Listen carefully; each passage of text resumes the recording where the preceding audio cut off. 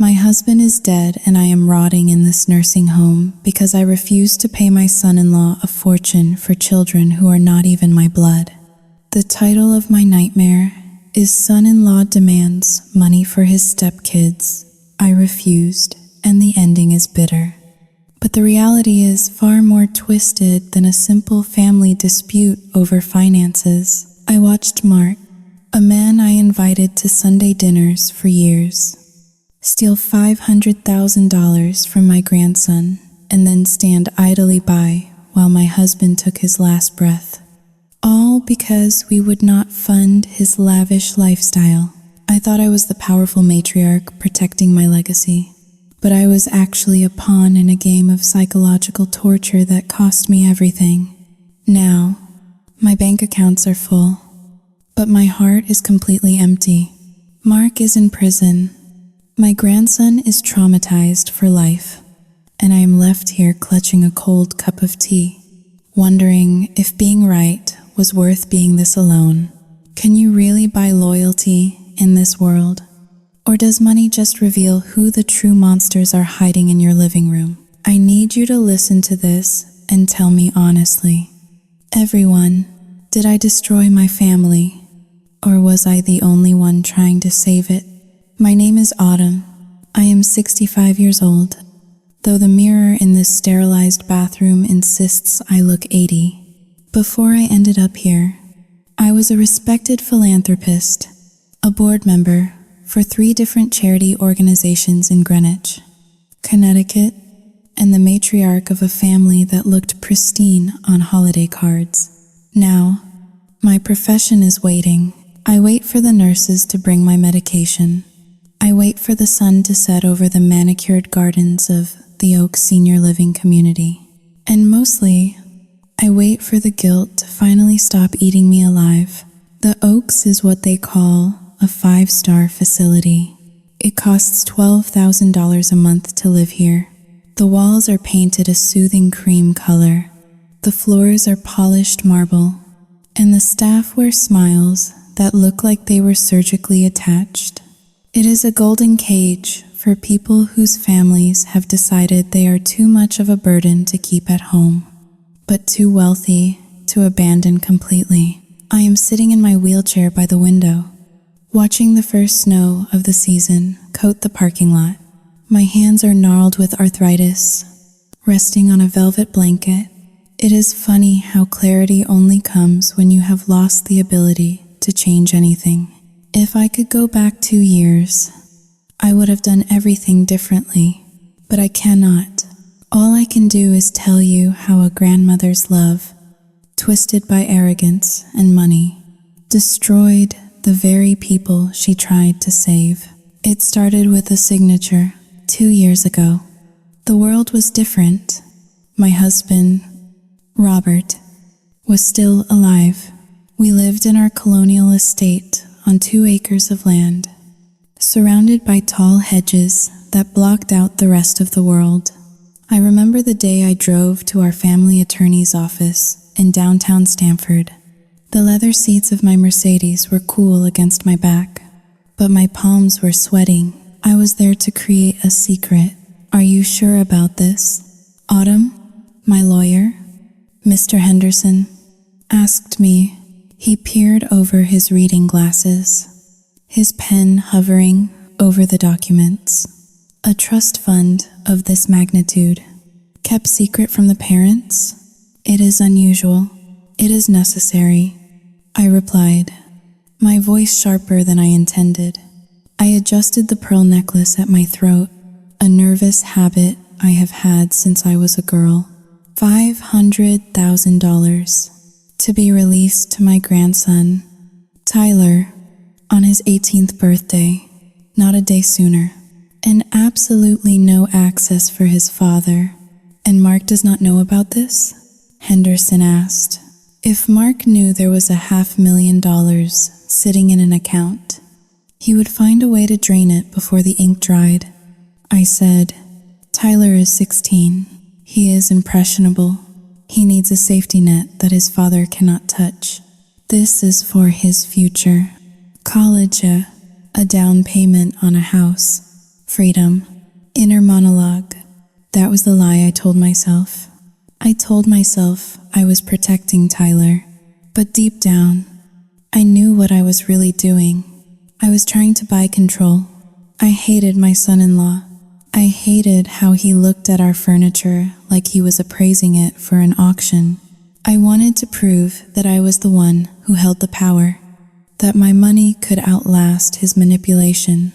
I thought I was being a guardian angel. I did not realize I was planting a landmine. I signed the papers. The scratch of the pen sounded loud in the quiet office. $500,000. A secret weapon. 2 weeks later, we hosted a dinner party. It was supposed to be a celebration of Robert's retirement, but with my family. Every meal felt like a negotiation. The dining room was dimly lit by the crystal chandelier, casting long shadows across the mahogany table. I had hired a caterer because I did not want to spend the day cooking, only to have Jessica criticize the seasoning. Jessica was Mark's new wife. They had married only 8 months after my daughter passed away. She was young, perhaps 30, with hair that was too blonde and a laugh that was too loud. She sat next to Mark, her hand constantly resting on his forearm as if she were afraid he might float away. Then there was Mark, my former son-in-law. At 45, he still maintained the handsome, rugged looks that had charmed my poor daughter years ago. He wore a suit that was slightly too expensive for a man who claimed his consulting business was in a transition phase. He sat at the table with an air of entitlement, swirling his red wine and looking around the room with a predator's gaze. And Tyler, my sweet, confused 16-year-old grandson, he sat at the end of the table, slumped in his chair, wearing a hoodie that cost more than my first car. He was tapping away on his phone under the table. "Put the phone away, Tyler," Mark said. His voice was smooth, calm, the voice of a reasonable parent. "Respect your grandparents." Tyler rolled his eyes but slid the phone into his pocket. "Sorry, Grandma. Sorry, Grandpa. It is fine, sweetie," I said, forcing a smile. I looked at Mark. Let the boy breathe. "Mark, it is a Friday night." Mark smiled at me, a tight stretching of lips that did not reach his eyes. "Discipline is love. Autumn, we have to teach them values. Money does not grow on trees, right?" He laughed, and Jessica joined in, a high-pitched titter that grated on my nerves. Inner monologue. Look at him, preaching about values while wearing a watch I know Robert paid for 3 Christmases ago. He talks about discipline, but I can smell the desperation on him. He is sniffing around for money. I can feel it. "Speaking of values," Mark said, leaning forward. He swirled his wine again. The red liquid coated the glass like blood. "Jessica and I were talking the other day about this house. It is Saoyudzing Ling. 2 hash is greater than massive. Is it not? Just for the 2 of you?" Robert looked up from his steak. He was a gentleman, conflict-averse to a fault. "We like the space, Mark. It is full of memories." Of course. Mark nodded sympathetically. "But memories do not pay the property taxes, do they? And the maintenance? The landscaping? It must be a fortune." We were just thinking, Saoyudzing Ling, 2 hash is greater than purely for your sake. Of course, Saoyudzing Ling, 2 hash is greater than have you considered downsizing? Maybe moving assets into something more. Saoyudzing Ling. Dos numeral es mayor que liquid? The room went silent. The only sound was the clinking of Jessica's fork against the china. This was it, the red flag. It was not a flag. It was a flare gun going off in my face. He was not worried about our taxes. He was worried about his inheritance. He wanted us to sell the house so the money would be accessible.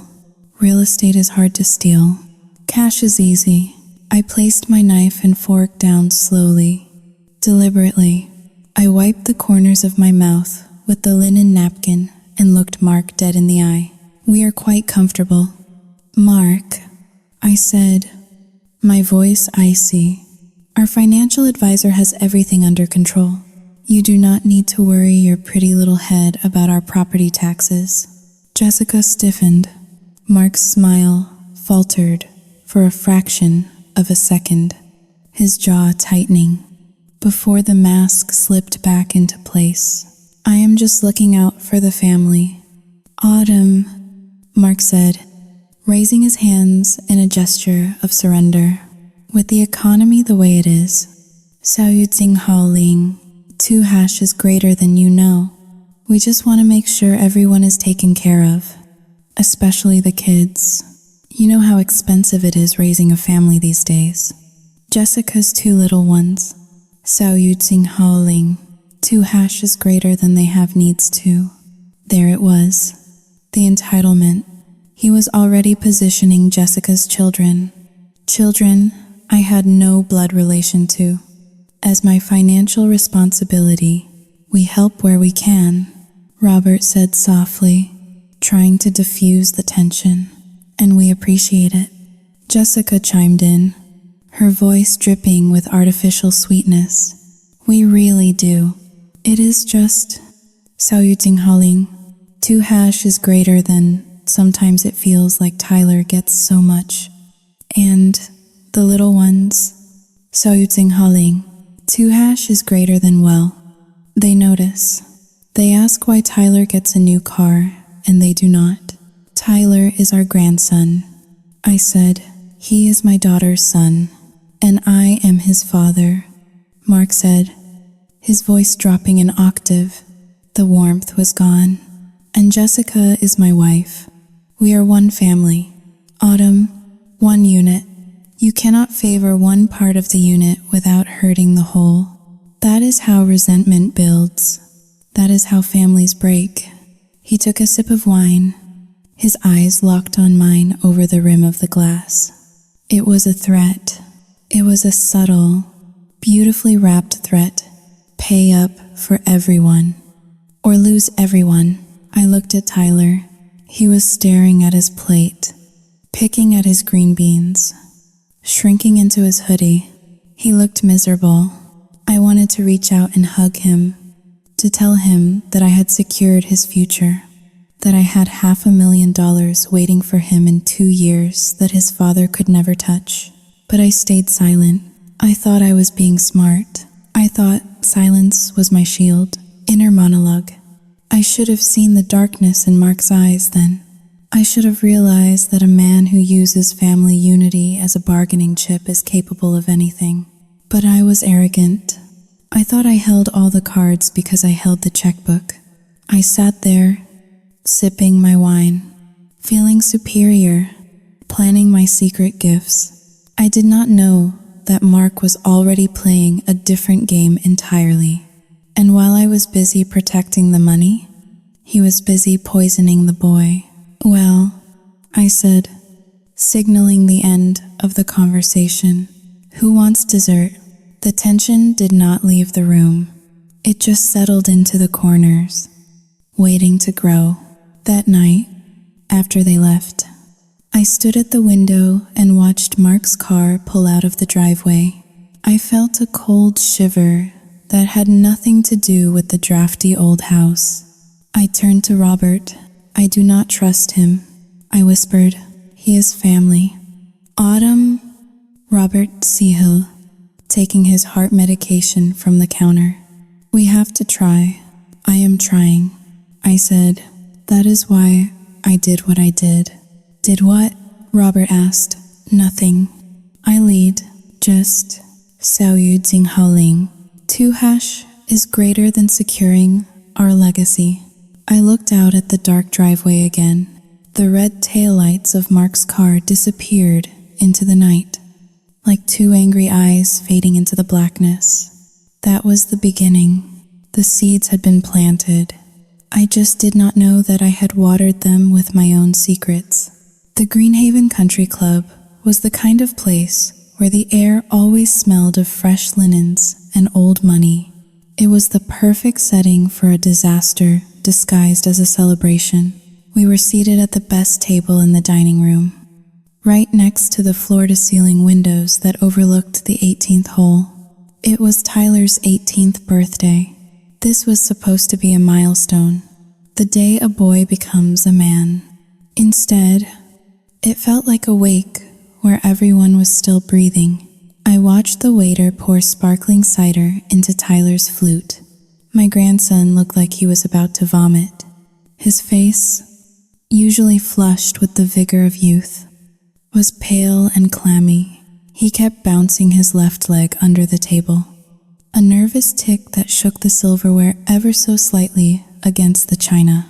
He checked his phone every 30 seconds, sliding it halfway out of his pocket, glancing at the screen, and then shoving it back down as if it were radioactive.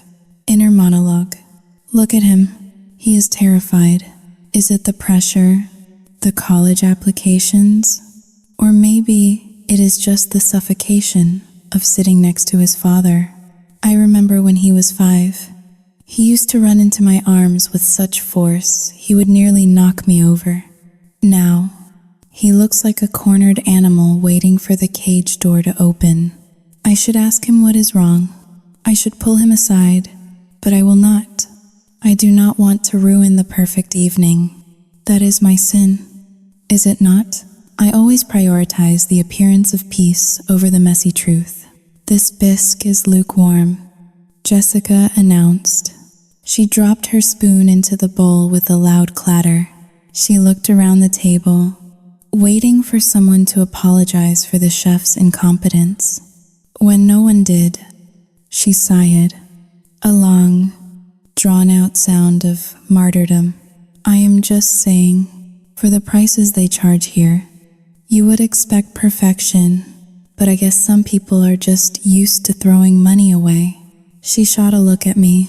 It was subtle, but I caught it. It was a look of pure, distilled envy. It is fine, Jess, Mark said soothingly, placing a hand on her shoulder. Do not let it spoil the mood. Today is about Tyler. I know, Jessica said, dabbing the corner of her mouth. I am just thinking about the twins. We had to leave them with a babysitter, a cheap one, because that is all we could budget for this month. They would have loved the pasta here, but, choices. The twins are 5 and 7. Jessica, I said, cutting into my filet mignon. I doubt they would appreciate a $40 plate of truffle pasta. And besides, this is Tyler's night. Let us not make it about anyone else. Jessica's eyes narrowed. She took a large gulp of her wine. Must be nice to not have to worry about the cost of things, to just sign a check and make problems disappear. Mark works so hard, 80 hours a week trying to get that new venture off the ground. And we still have to count coupons. Inner monologue. Oh, spare me. Mark works 80 hours a week on his golf swing and his ego. I know exactly how much money I gave them for Christmas last year. $10,000. It vanished in a month. New handbags, a lease on a BMW, and business trips to Vegas. They are not poor. They are leaking money like a sieve. And now she wants me to feel guilty because I have managed my husband's estate well. She wants a handout. Again, happy birthday. Inkson Ader, Mark said, his voice booming slightly, reclaiming the spotlight. He stood up, buttoning his blazer. He looked every inch the proud father. If you ignored the cold calculation in his eyes, Tyler flinched. He looked up at his father, his eyes wide and glassy. Thanks, Dad, 18, Mark mused, looking around the restaurant as if addressing an audience. It is a big number. It means you are a legal adult now. It means the law sees you as your own man. No more hiding behind grandma's apron strings. He chuckled. I gripped my steak knife tighter. I got you something, Mark continued. He reached under his chair and pulled out a small, rectangular package wrapped in brown paper. No bow, no frills, just utilitarian packaging. Tyler took it. His hands were shaking. He tore the paper off slowly. It was a book. I squinted to read the title. It was something about wealth mindset and leverage. The Alpha Investor. How to dominate your financial destiny. I wrote an inscription inside. Mark said, leaning in, read it later, but the gist is this. Tyler, a man is defined by his assets and how he protects them. You are going to have opportunities in this life, big ones, maybe sooner than you think. And when those opportunities come, you need to know who is on your team. You need to know who has the vision to multiply your success, and who just wants to keep you safe and small. He glanced at me when he said safe and small. The message was clear. I was the one keeping Tyler small. Mark was the visionary. Tyler stared at the book. He looked like he wanted to throw it through the window. Thanks, Dad, he mumbled. It is Saoyu Ling. 2# is greater than great. We're going to do big things. You and me, Mark said, clapping a heavy hand on Tyler's shoulder. I have some ideas I want to run by you. Now that you are an adult, we can talk business, real business. Suddenly, Tyler stood up. The chair screeched against the hardwood floor, drawing the attention of the neighboring tables. I need the restroom, Tyler said. His voice was breathless. I will be right back. He practically ran out of the dining room. Teenagers. Jessica scoffed, shaking her head. No manners. You give them a gift, and they run away. If my kids acted like that, Saoyu Ling R. Dayu, he is just overwhelmed, Robert said gently. It is a big day. I watched the empty archway where Tyler had disappeared. A knot formed in my stomach. It was not just teenage angst. I had seen panic before. I had seen it in the eyes of men who had gambled away their mortgages. Tyler had that look. Inner monologue. Why is he so jittery? The lawyer sent him the notification this morning. By now, he knows. He knows he has access to $500,000. He should be beaming. He should be ordering champagne for the table. Unless Saoyu Ling, 2# is greater than, unless Mark has already gotten to him. No, that is impossible. The trust is sealed. Mark does not know. Tyler is just a boy who suddenly has a fortune. He is probably in the bathroom, hyperventilating about which sports car to buy. I should be happy for him. I gave him freedom. Why does it feel like I just handed a loaded gun to a toddler? So, Autumn, Mark said, redirecting his attention to me. He picked up his wine glass, his demeanor shifting from fatherly to predatory. While the boy is gone, let us talk about the summer. Jessica and I were thinking of renting a place in the Hamptons for the whole family. It would be great for the cousins to bond. Of course, the deposit is a bit steep. Saoyu Ling R. Dayu. I stopped listening. I was staring at Tyler's empty chair. On the floor, next to his shoe, was his phone. It had slipped out of his pocket when he stood up. The screen lit up with a notification. I was close enough to read the preview before the screen went black. It was a text message from a contact named Dad. The message read, "Don't forget the transfer. Tonight, or we are both dead. My heart stopped. I looked up at Mark. He was smiling at me, talking about beach houses and family bonding, swirling his wine, looking completely relaxed. But the text came from Dad. Mark was sitting right in front of me. His phone was in his jacket pocket. He had not touched it. Who was texting my grandson? And why did Mark look so calm if he was threatening his son? Or was he? No. Mark is clever. Mark uses burner phones for his affairs. Why would he not use one for his son? Autumn, did you hear me? Mark asked. I. Sao yu ting hao, Ling. Ketu, yes. I stammered. The Hamptons. We will see. Tyler came back to the table. His face was washed, his hair wet at the temples. He looked like he had just splashed cold water on his face for 5 minutes straight. He sat down, saw his phone on the floor, and snatched it up with the speed of a striking cobra. He looked at Mark. Mark looked back and gave him a nearly imperceptible nod.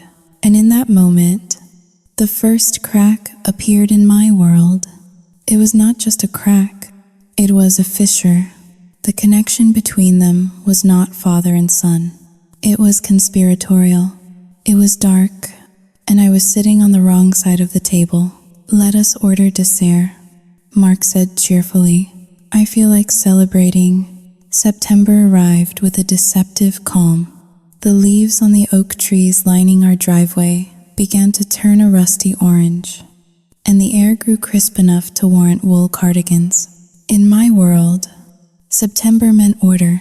It meant the start of the academic year, the resumption of charity galas, and the comforting rhythm of routine. Tyler was supposed to be starting his freshman year at Yale University. I had spent months picturing him there. I imagined him walking through the historic arches, studying in the library, perhaps joining a debate club.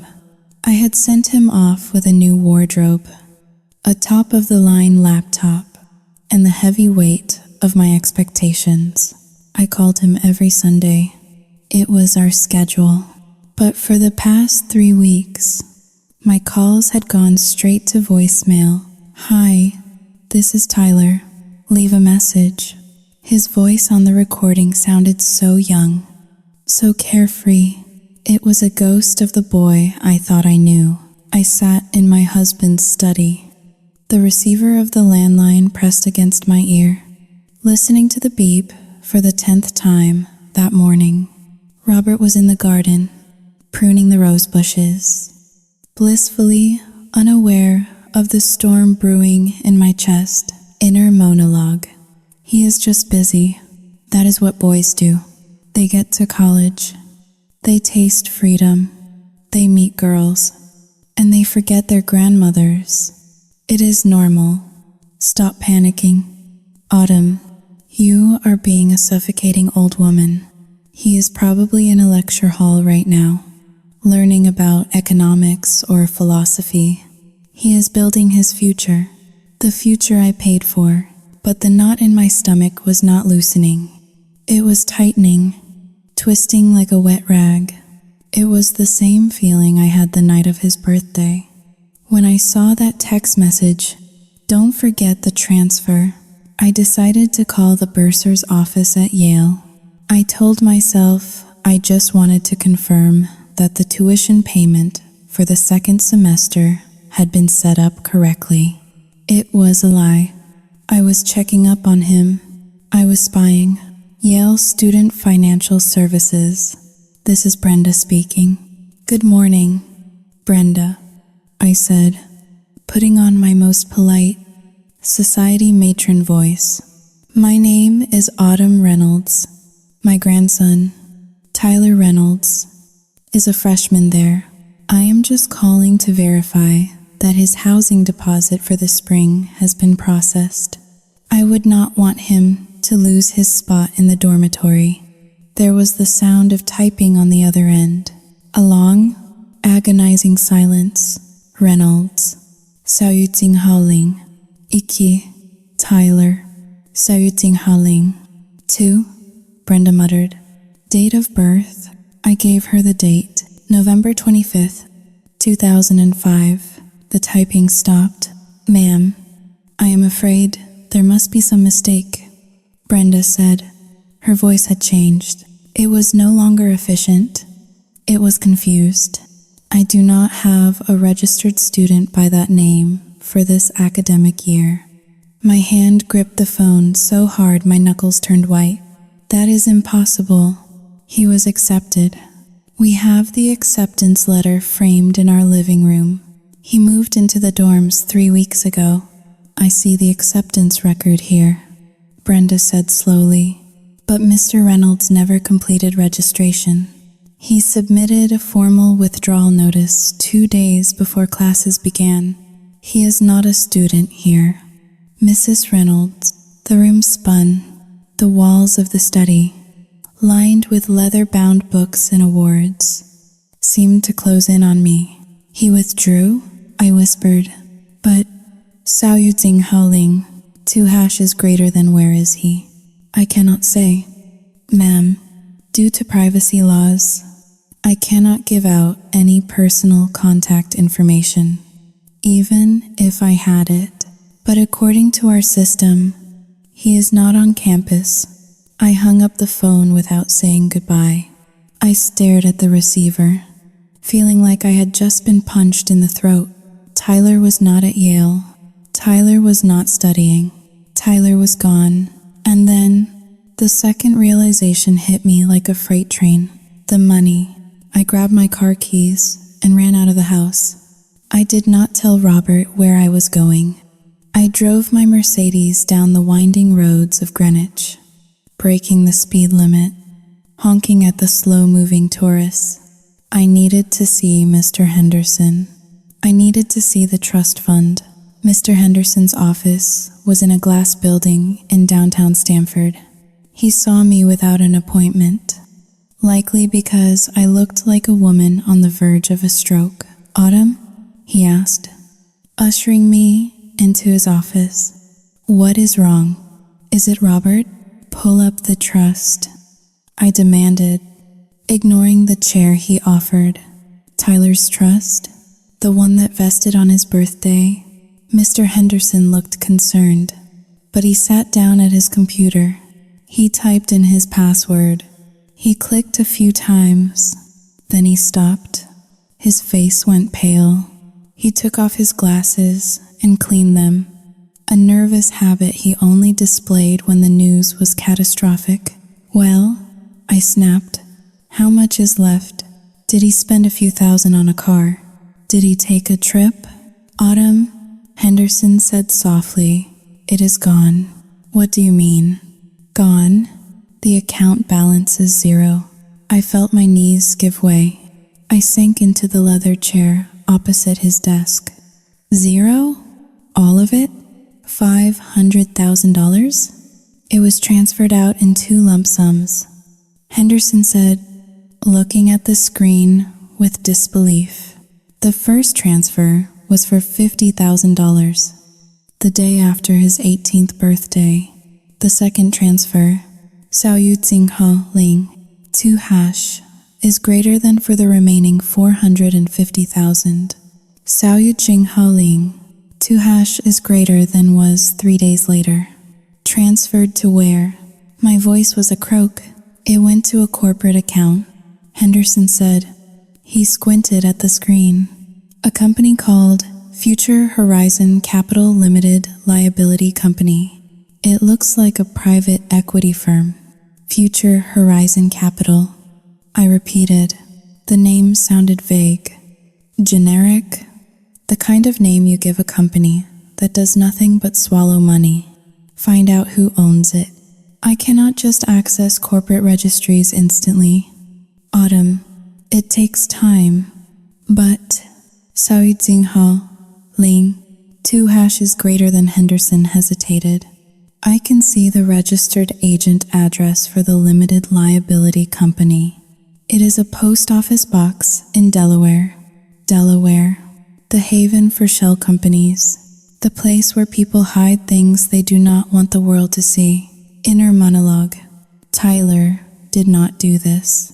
He is 18. He buys sneakers and video games. He does not wire $500,000 to a Delaware shell company 3 days after his birthday. He does not have the sophistication to set up a limited liability company. Someone guided his hand. Someone whispered in his ear. Someone told him that investing was better than saving. And I know exactly who that someone is. Print it. I said, print everything. I left the office with a stack of papers that detailed the financial execution of my grandson.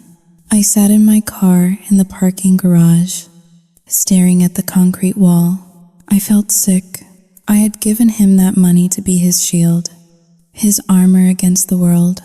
Instead, it had been the bait that lured him into a trap. I had one last place to check.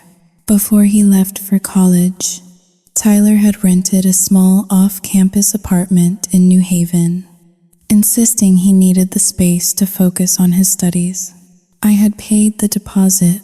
I knew the address. The drive to New Haven took 40 minutes. It felt like 40 years.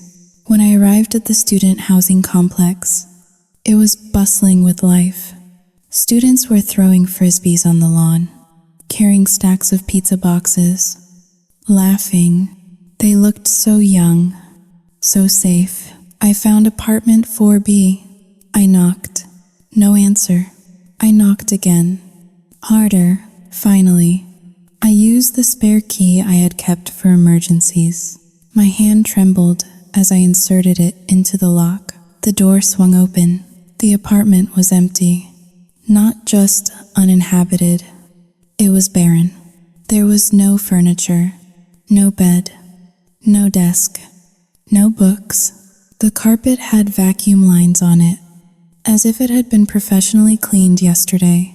The only thing left was a single folding chair in the middle of the room and a piece of paper taped to the wall. I walked over to the paper.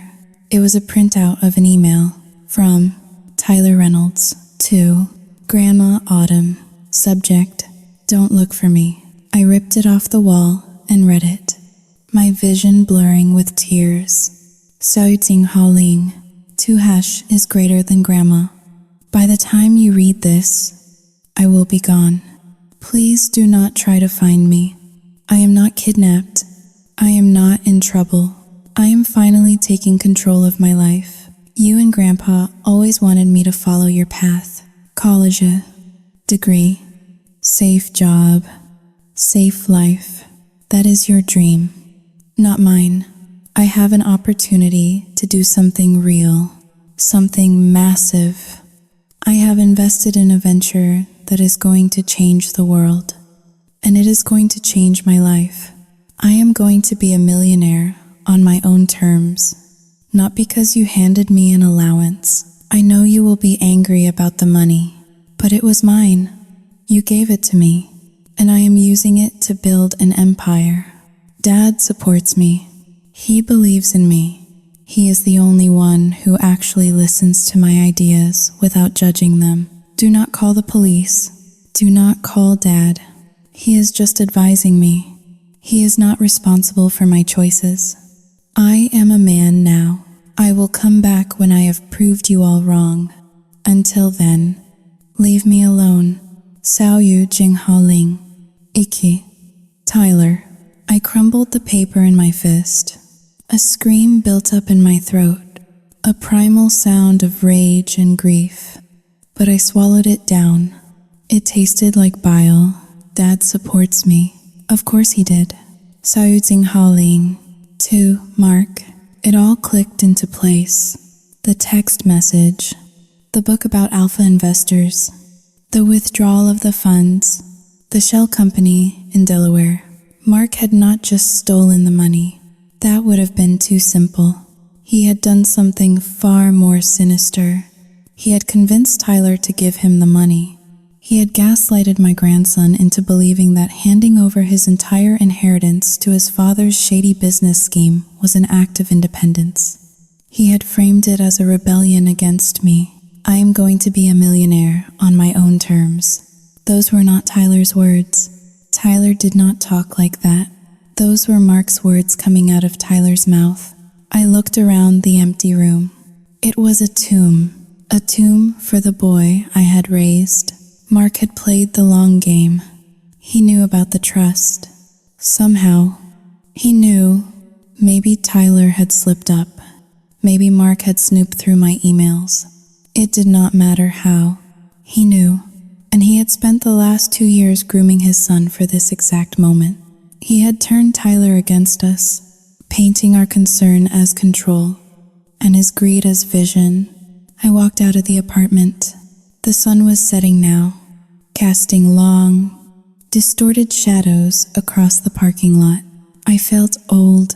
I felt brittle, as if a strong wind could snap my bones. But beneath the sorrow, a cold fire began to ignite in my belly. It was not the hot, impulsive anger of a mother.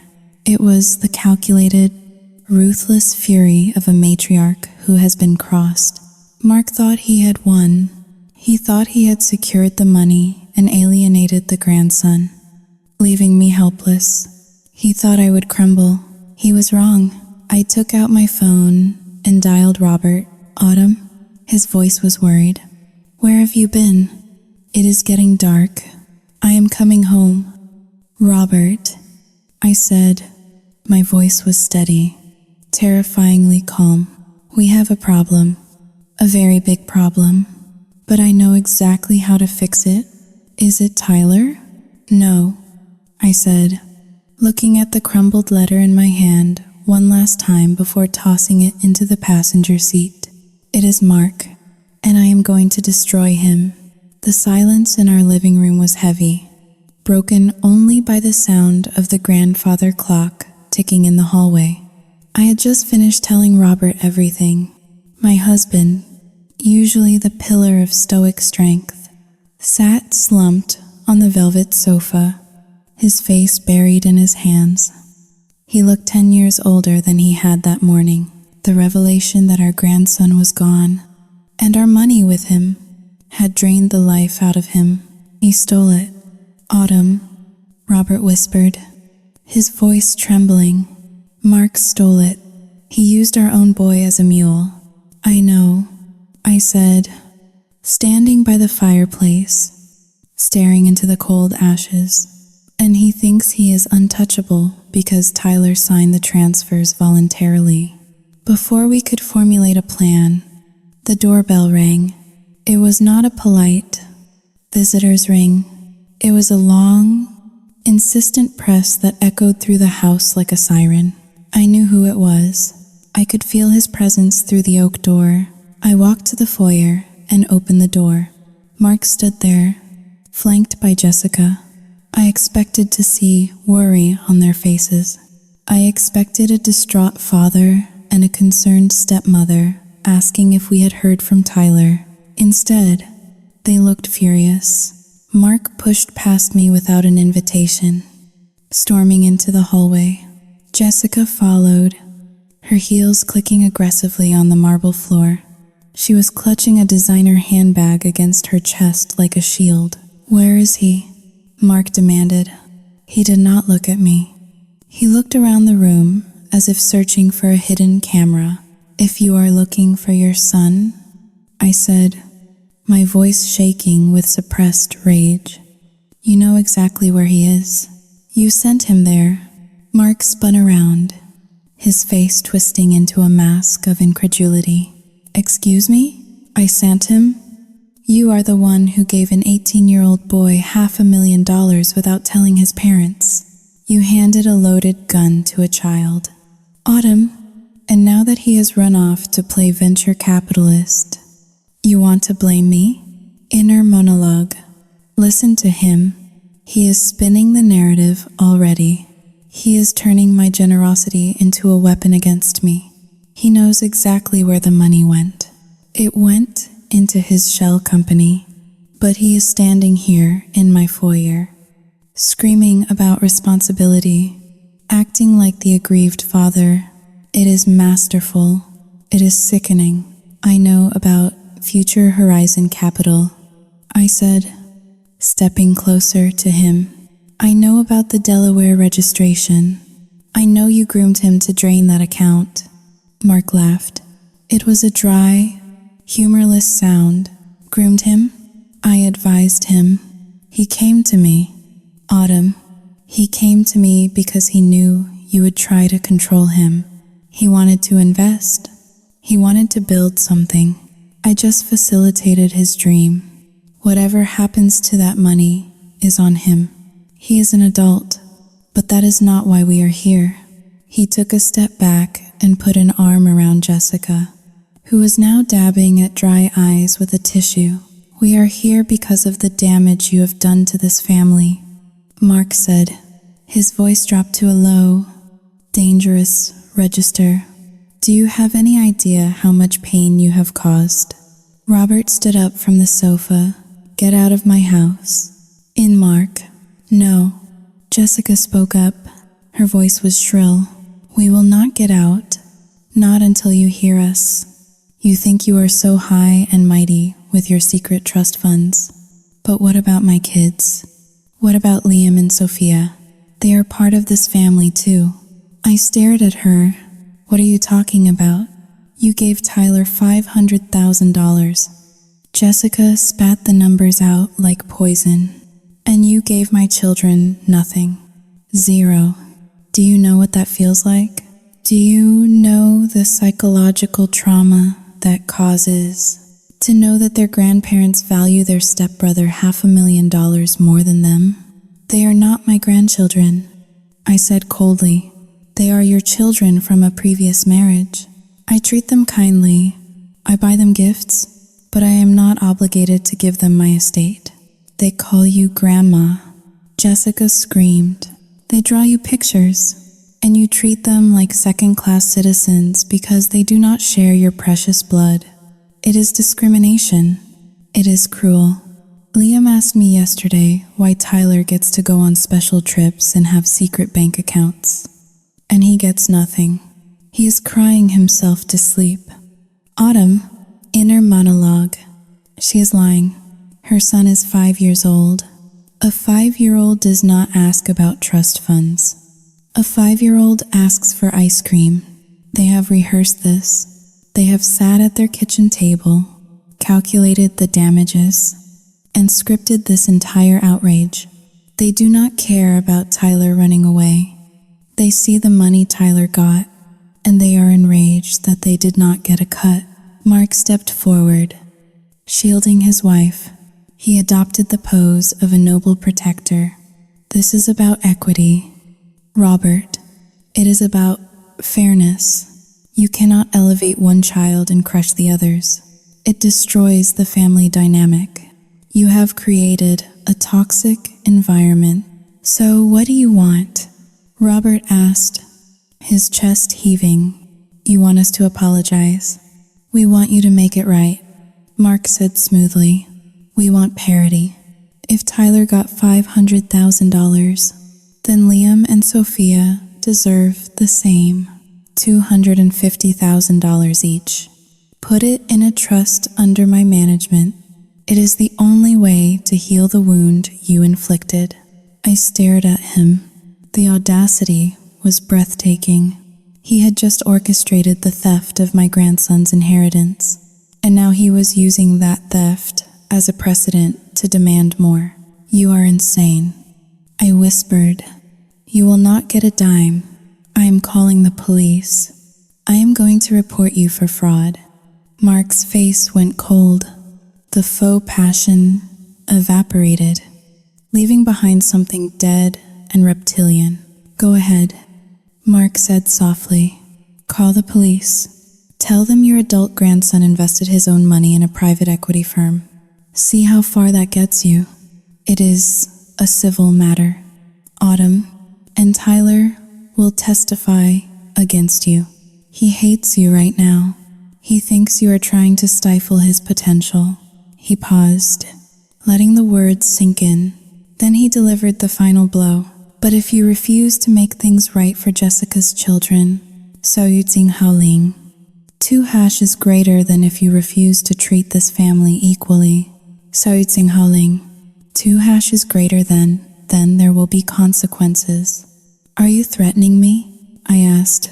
I am setting boundaries. Mark said, if you are not willing to support all my children, you do not get to see any of them. That includes Chloe. My heart stopped. Chloe, my granddaughter, Tyler's 14-year-old sister. She was the light of my life. A sweet girl who loved painting and still came over on Sundays to bake cookies with me. She was innocent in all of this. You cannot do that. Robert gasped. She is our flesh and blood. I am her father.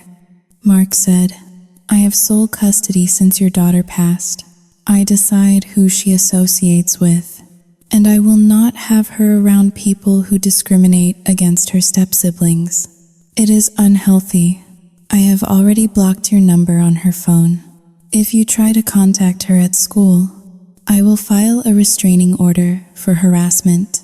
You are a monster, I said, tears finally spilling over.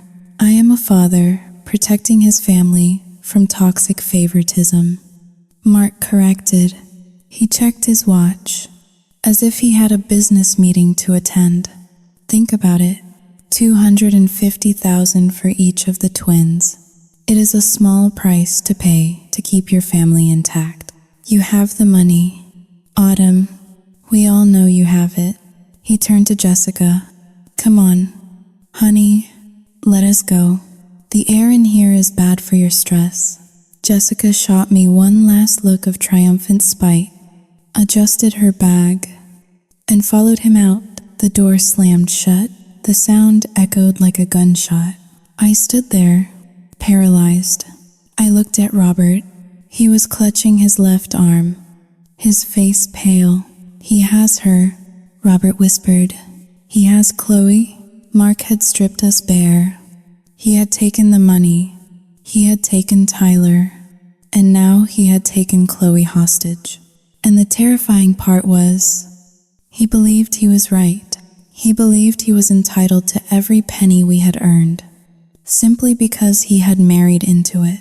I walked to the window and watched them get into their car. Mark held the door open for Jessica. The picture of a gentleman, inner monologue. I should have killed him. I should have killed him years ago when my daughter brought him home. But I was polite. I was civilized. And now, my civility is the noose around my neck. He thinks he has won. He thinks I will write a check to see Chloe. He does not know me. He thinks I am a grandmother. He is about to find out that I am a predator too. Robert, I said, turning away from the window.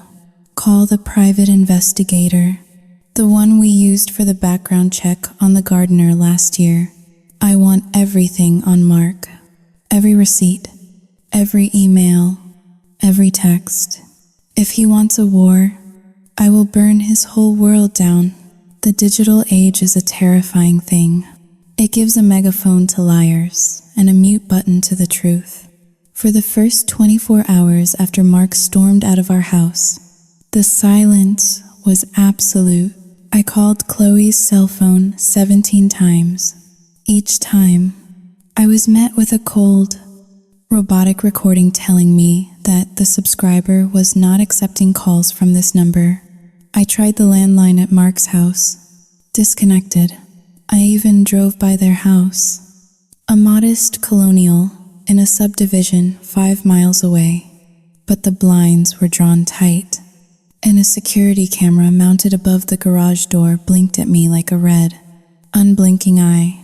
I knew if I stepped onto the property, the police would be called. Mark had been clear. I returned home to find Robert sitting in the kitchen, staring at his iPad. His face was the color of ash. His hand, usually so steady when he held a golf club or a fountain pen, was trembling so violently that the tablet rattled against the marble countertop. Do not look at it. Autumn, he whispered, not looking up.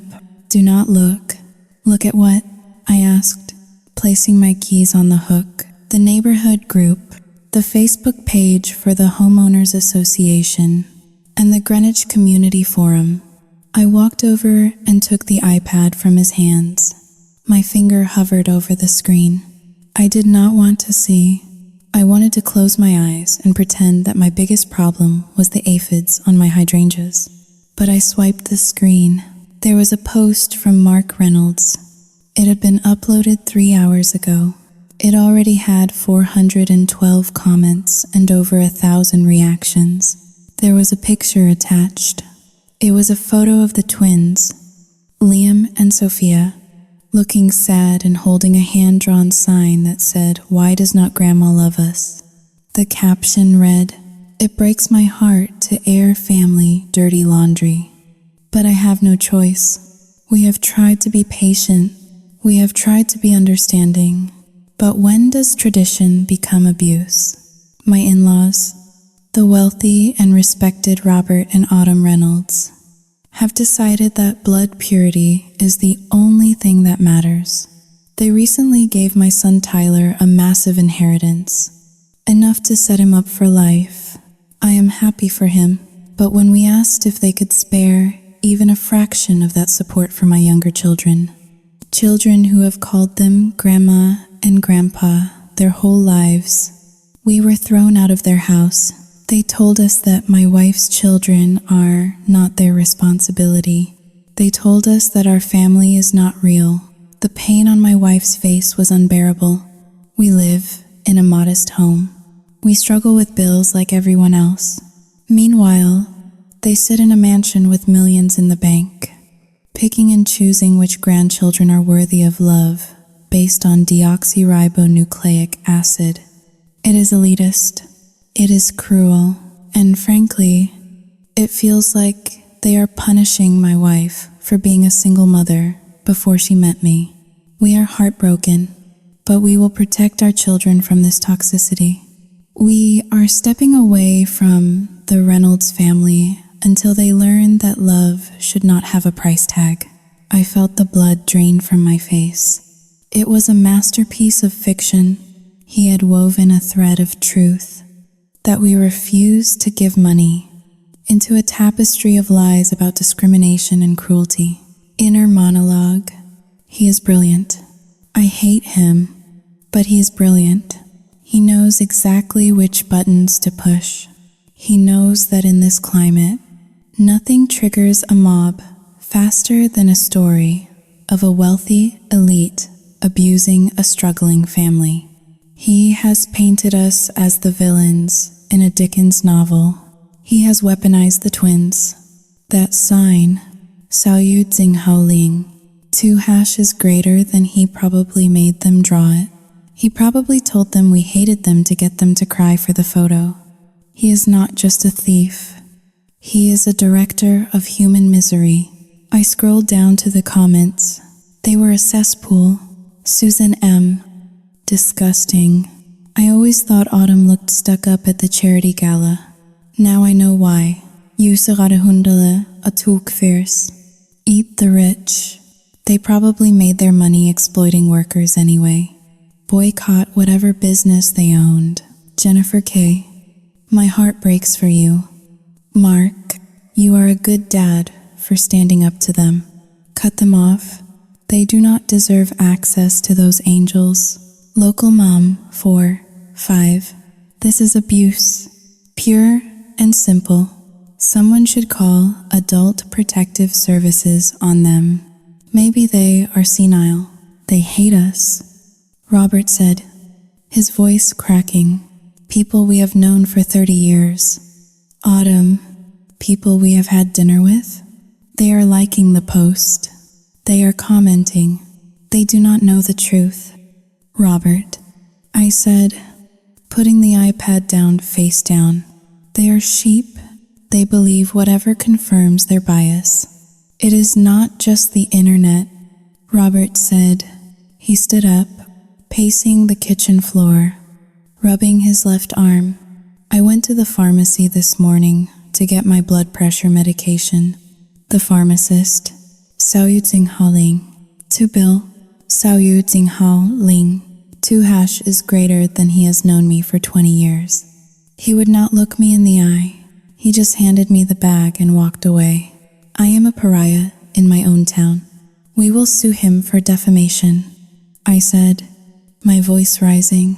And prove what? Robert shouted. It was the first time he had raised his voice at me in a decade. That we did give Tyler $500,000 and the twins nothing. The facts support his story. Autumn, the context is missing, but the facts are there. If we sue, we just drag it out. We look like bullies suing a struggling father. He leaned against the counter, gasping for breath. His face was flushed, a deep, unhealthy red. Robert, sit down, I said, rushing to him. You are getting too worked up. My heart is broken, he cried. My name, Xiao Jinghao Ling. 2# is greater than my father's name. Xiao Jinghao Ling. 2# is greater than he is dragging it through the mud. And Tyler, Xiao Jinghao Ling. Deva. My God. Everyone thinks Tyler ran away because we gave him too much money. Mark has twisted everything. The phone rang. It was the landline. We both stared at it. I picked it up. Hello? Mrs. Reynolds? It was a woman's voice. Cold. Official. This is Karen from the Homeowners Association Board. I am calling regarding the upcoming fall festival. Given the Xiao Jinghao Ling, 2# is greater than recent disturbances and the community sentiment expressed online. Xiao Jinghao Ling, 2# is greater than the board feels. It would be best if you and Robert did not attend this year. We want to avoid any uncomfortable confrontations. I did not answer. I just hung up the phone. The isolation was complete. In 24 hours, Mark had turned our gold-plated life into a prison. I looked at Robert. He had sunk onto a kitchen stool, his head in his hands, weeping silently. This was a man who had built a company from the ground up, who had weathered recessions and lawsuits. But this, Xiao Jinghao Ling, 2# is greater than the public shame, the betrayal by family. Xiao Jinghao Ling, 2# is greater than it was destroying him. And in that moment, watching my husband crumble, something inside me snapped. The fear vanished.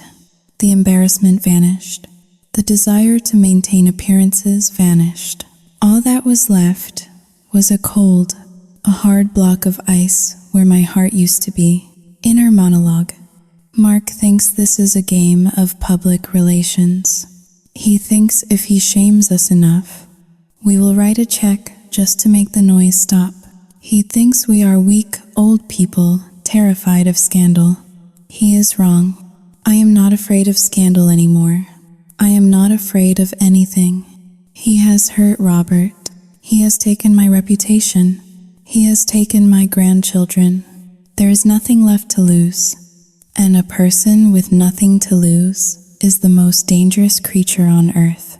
I walked over to the drawer where we kept the phone book, though I did not need it. I pulled out a business card I had tucked away the day before. It was for a man named Mr. Vance, a private investigator who specialized in forensic accounting and difficult family matters. I dialed the number. Vance, Investigations. A gruff voice answered. Mr. Vance, I said. My voice was steady. It did not sound like my voice. It sounded like the voice of an executioner reading a sentence. This is Autumn Reynolds. I want to hire you. Okay. Mrs. Reynolds. What are we looking for? An affair? Missing assets? War. I said, I want you to dig into Mark Patterson. I want to know what he ate for breakfast in 1999. I want to know every bank account, every shell company, every text message, every parking ticket. I want you to find the dirt he has buried so deep even he has forgotten about it. I do not care what it costs. I do not care if it is illegal. I want you to give me the ammunition to bury him. There was a pause on the other end. Then, a low chuckle. I like your tone. Mrs. Reynolds, I charge $200 an hour plus expenses. I will double it if you start tonight. I said. I hung up the phone. I turned to Robert. He was looking at me, his eyes red and swollen. What are you doing, Autumn? He asked weakly. I am finished playing defense. Robert, I said. I walked over and kissed him on the forehead. His skin was clammy. Go upstairs and rest. Take a pill. Close the blinds. Mark wanted a reaction. He is going to get one. He wanted our attention. He has it. All of it. The sun was setting outside, casting long shadows across the kitchen floor. The house felt like a fortress under siege. But for the first time in days, I did not feel helpless. I felt a grim sense of purpose. Mark had started a fire. He did not realize I was the one holding the gasoline. The storm came in off the Atlantic 3 days later. A nor'easter that rattled the window panes of our colonial estate like a thief trying to pry them open. The wind howled through the chimneys, a mournful, hollow sound that made the hairs on my arms stand up. Inside, the house felt less like a sanctuary and more like a mausoleum. The heating system was working overtime, but a damp chill seemed to seep from the walls themselves. Robert was sitting in his leather armchair by the unlit fireplace. He had a blanket draped over his legs. In just 72 hours, he had withered. The man who used to play 18 holes of golf every Saturday now looked as fragile as dried parchment. He was staring at the blank television screen, his breathing shallow and wheezy. The bottle of nitroglycerin pills for his heart condition sat on the side table, a constant, ominous reminder of his frailty. I was in the kitchen making tea, my hands moving automatically. Earl Grey, 2 sugars for him, none for me. I was trying to keep things normal. I was trying to pretend that half the town was not whispering about us, that our grandson was not missing, and that we were not being besieged by a sociopath. Then came the pounding. It was not a knock. It was a fist hammering against the solid oak of the front door, rhythmic and violent. Thud, thud, thud. I froze.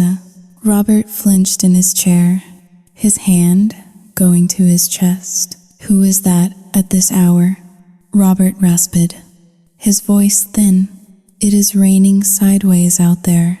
Stay there, Robert, I said, putting the kettle down. I will handle it.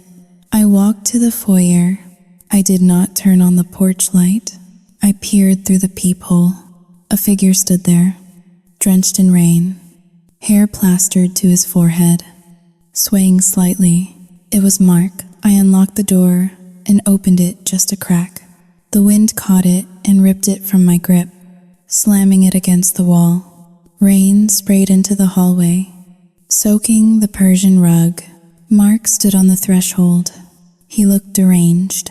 His expensive suit was soaked through, the fabric dark and heavy. His tie was loosened, hanging askew like a noose. But it was his eyes that terrified me. They were bloodshot, wide, and swimming with a mixture of alcohol and panic. Let me in, he slurred. You are drunk, Mark, I said, trying to close the door against the wind. Go home. We have nothing to say to you. He shoved his weight against the door, forcing his way inside. He stumbled into the foyer, dripping water everywhere. He smelled of stale whiskey and ozone. I am not going anywhere, he spat, wiping rain from his eyes. We need to talk. Now, Robert appeared in the hallway doorway, clutching his blanket. Get out of my house, Mark, before I call the sheriff. Mark laughed. It was a wet, gurgling sound. Call him. Go ahead. Call the sheriff. Tell him your grandson is about to be kneecapped by loan sharks because his grandparents are too cheap to help him. The words hung in the air, heavier than the storm outside. What are you talking about? I asked, my blood running cold. Tyler, Mark said, leaning against the wall for support. The genius investor. The boy you ruined with your money. He walked into the living room, uninvited, and collapsed onto the sofa. He put his head in his hands. He lost it. Mark whispered. He lost it all. Every penny. The $500,000. Gone. How? Robert asked, his voice trembling. It has been less than a month. Leverage, Mark said, looking up. His eyes were wild. He did not just invest the cash. He used it as collateral to borrow more. Margin trading, crypto futures, high-risk garbage. I told him to be careful, but he would not listen. He wanted to double it. He wanted to impress you. Inner monologue. Liar. You told him to do it. You probably set up the accounts. You probably hold the other side of the trade. You funneled the money out. And now you are blaming the boy's incompetence. It is the perfect heist. And now? I asked, my voice steady despite the shaking of my hands. Now he owes people. Mark said, bad people. He is in the hole for another $200,000. They are calling me. They are calling his friends. They are going to find him. Autumn. And when they do, Xiao Jinghao Ling, 2 hashes greater than. He made a graphic gesture across his throat. Robert swayed. He grabbed the back of his armchair to steady himself. My God. Xiao Jinghao Ling. Iki. Tyler. Xiao Jinghao Ling. Jinghao Dayu. I can save him. Mark said suddenly. The desperation in his voice shifted. It became sharp, transactional. I know the guys he owes. I can broker a deal. I can settle the debt and get him out of the country until the heat dies down. But I need cash. Liquid cash. Immediately. We do not have $200,000 in cash lying around the house. I said. Mark looked around the room, his eyes assessing the paintings, the antique furniture, the silver vases. You have this house. Mark said, it is worth $3 million. Easy. Take out an emergency equity line. Or better yet, sell it to my partner. He buys distressed properties for cash. Quick, close. We can have the money by Friday. Sell our home? Robert gasped. This is our life. Mark, we have lived here for 40 years. What is a house worth compared to Tyler's life? Mark screamed. Standing up, he loomed over Robert, aggressive and menacing. You selfish old man. You sit here in your ivory tower while your grandson is being hunted. Do you want him dead? Is that it? You want to bury him so you can keep your precious antiques? Stop it, I yelled, stepping between them. You are twisting everything. You caused this. Mark, you are the one who led him down this path. I am the only one trying to fix it. Mark roared. Spittle flew from his mouth. I need the deed. Robert, I need you to sign the house over as collateral tonight. If you do not, Tyler is dead by morning. Robert's face turned a terrifying shade of purple. He clutched his chest, his fingers digging into his sweater. Get Xiao Jinghao Ling. 2 hash is greater than out. Xiao Jinghao Ling. 2 hash is greater than. Robert wheezed. Sign the paper. Mark reached into his wet jacket and pulled out a crumpled document. He slammed it onto the coffee table. Sign it. Or do you want his blood on your hands too? Robert, I screamed. Robert gasped. Horrible. Wet sound. His eyes rolled back in his head. He crumpled to the floor like a puppet whose strings had been cut. He hit the carpet with a dull thud. Robert. I dropped to my knees beside him. He was convulsing. His skin was gray, clammy. He was clutching his left arm. Mark, help me. He is having a heart attack. I looked up at Mark. Mark stood there. He did not move. He did not kneel. He just watched. The room seemed to slow down.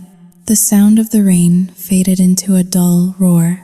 The only thing I could hear was Robert's ragged, gasping breath. The pills, Robert whispered, pointing a shaking finger toward the side table. Nitro, 小于井号零, R, 井号大于. The bottle of nitroglycerin was on the table, just 3 feet away. But Mark was standing between me and the table. Mark, move, I screamed. I tried to scramble past him. Mark did not step aside. He shifted his weight, blocking my path. It was not blatant. It looked like he was just stumbling in his drunken state. But his eyes, 小于井号零, 2 hashes greater than his eyes were clear. They were cold, calculating, and utterly devoid of humanity. Inner monologue. He is not moving. He sees Robert dying. He sees the pills, and he is doing nothing. He is calculating the inheritance. If Robert dies, I am the sole owner. Maybe he thinks I am weaker. Maybe he thinks grief will make me sign. Or maybe he just hates us that much. He is killing him. He is not using a knife or a gun, but he is killing him just as surely. Mark, please, I begged, tears streaming down my face. Give me the pills. Mark looked at the bottle. He looked at Robert, writhing on the floor. He looked at his watch. He looks bad. Autumn, Mark said slowly. Maybe it is his time. Stress is a killer. You bastard. I lunged at him, clawing at his legs. I pushed past his wetsuit trousers and scrambled for the table. I grabbed the bottle. My hands were shaking so hard I could not get the cap off. Help me, I shrieked. Mark stood motionless. He watched me struggle with the child-proof cap. 5 seconds, 10 seconds, crucial seconds. Finally, the cap popped off. Pills scattered across the floor. I grabbed one and shoved it under Robert's tongue. Robert, stay with me, I sobbed, holding his face. Stay with me. Darling. Robert's eyes met mine. They were full of fear. And then, slowly, a terrible realization. He looked up at Mark, towering over us like a dark omen. Robert knew. In his final moments, he knew that his son-in-law was watching him die. Robert's grip on my hand tightened, then went slack. The gasping stopped. The chest stopped heaving. No, I whispered. No, no, no. I started cardiopulmonary resuscitation. I pushed on his chest, counting the rhythm, praying to a God I had not spoken to in years. 1, 2, 3, 4. Mark finally moved. He pulled out his phone. He did not dial 911 immediately. He scrolled for a moment, deleted something, and then dialed. Hello? Emergency? Mark said. His voice changed instantly. The drunken slur vanished. He sounded frantic, terrified. Please, send an ambulance. My father-in-law, he collapsed. I think it is his heart. We are doing cardiopulmonary resuscitation. Please hurry. He looked down at me, pumping Robert's chest. He put a hand on my shoulder. Is he breathing? Mom? He asked, loud enough for the operator to hear. Keep going. Mom, do not give up. I pushed his hand away. I wanted to vomit. I pumped until my arms burned. I pumped until I heard the sirens wailing over the wind. I pumped until the paramedics burst through the door, tracking mud and water into the house. They pushed me aside. They used the defibrillator. Clear. The body jumped. Clear. Again. I sat on the floor, hugging my knees, watching the flat line on the monitor. It was a green line that refused to spike. It was a horizon line that went on forever. Time of death, the paramedic murmured. 9:47 post-meridiem. The room went silent. The storm outside seemed to stop out of respect, or perhaps out of satisfaction. Mark let out a ragged sob. He slumped against the wall, sliding down until he was sitting on the floor, his head in his hands. Dad, he wailed. Oh God, Dad. I tried to catch him. It happened so fast. One of the paramedics, a young woman, put a hand on Mark's shoulder. I am so sorry for your loss. Sir, you did the right thing calling us. I looked at him. I looked at the man who had stood like a statue while my husband gasped for air. I looked at the man who had blocked the medicine. I looked at the man who was now performing the role of the grieving son with Oscar-worthy precision. I did not scream. I did not attack him. I felt something inside me die right along with Robert, the last shred of Autumn Reynolds, the philanthropist, the grandmother, the woman who believed in rules and decency, evaporated. I stood up, my knees cracked. I smoothed my skirt. I walked over to Robert's body and kissed his cold forehead. Goodbye, my love. I whispered, I promise you, he will pay. He will pay for every second he made you wait. I turned to Mark. He was peeking at me through his fingers. Checking my reaction, I stared right through him. I did not see a family member anymore. I saw a target. Get out, I said. My voice was a whisper, but it carried across the room like a blade. Mom, I cannot leave you alone. Saluting Haoling. 2# is greater than Mark started. Standing up, get out. Mark nodded solemnly, playing the misunderstood hero. I will handle the arrangements. Mom, I will take care of everything. Just rest. He walked out into the rain. The door clicked shut. I was alone with the body of my husband and the silence of a house that was now too big, too empty, and filled with ghosts. Mark thought he had won. He thought he had broken me. He had killed the head of the household and left a grieving widow. But he forgot one thing. Widows in our world are the ones who control the estate, and this widow was done mourning. I looked at the crumpled document Mark had left on the coffee table, the deed transfer. I picked it up and walked to the fireplace. I struck a match and watched the paper curl and blacken, turning into ash. The war had just turned from financial to mortal. The sound of wet earth hitting the mahogany casket was the loudest noise I had ever heard. It was a dull, hollow thud that seemed to echo in the marrow of my bones. We were standing in the family plot of the St. Mary's Cemetery, huddled under a sea of black umbrellas. The rain had not stopped since the night Robert died. It fell in sheets, turning the ground into a slick, treacherous mud that threatened to swallow us whole. I stood at the edge of the grave. I was wearing a black veil, an old-fashioned affectation I had insisted upon. I did not want the town to see my eyes. I did not want them to see the hollowness, or worse, the burning, dry rage that had replaced my tears. Mark stood to my right. He was holding an umbrella over my head, playing the role of the dutiful son-in-law to perfection. He wore a crisp black suit, his hair gelled back, his face a mask of solemn, dignified grief. Every few minutes, he would lean in and whisper loudly enough for the neighbors to hear. Are you okay?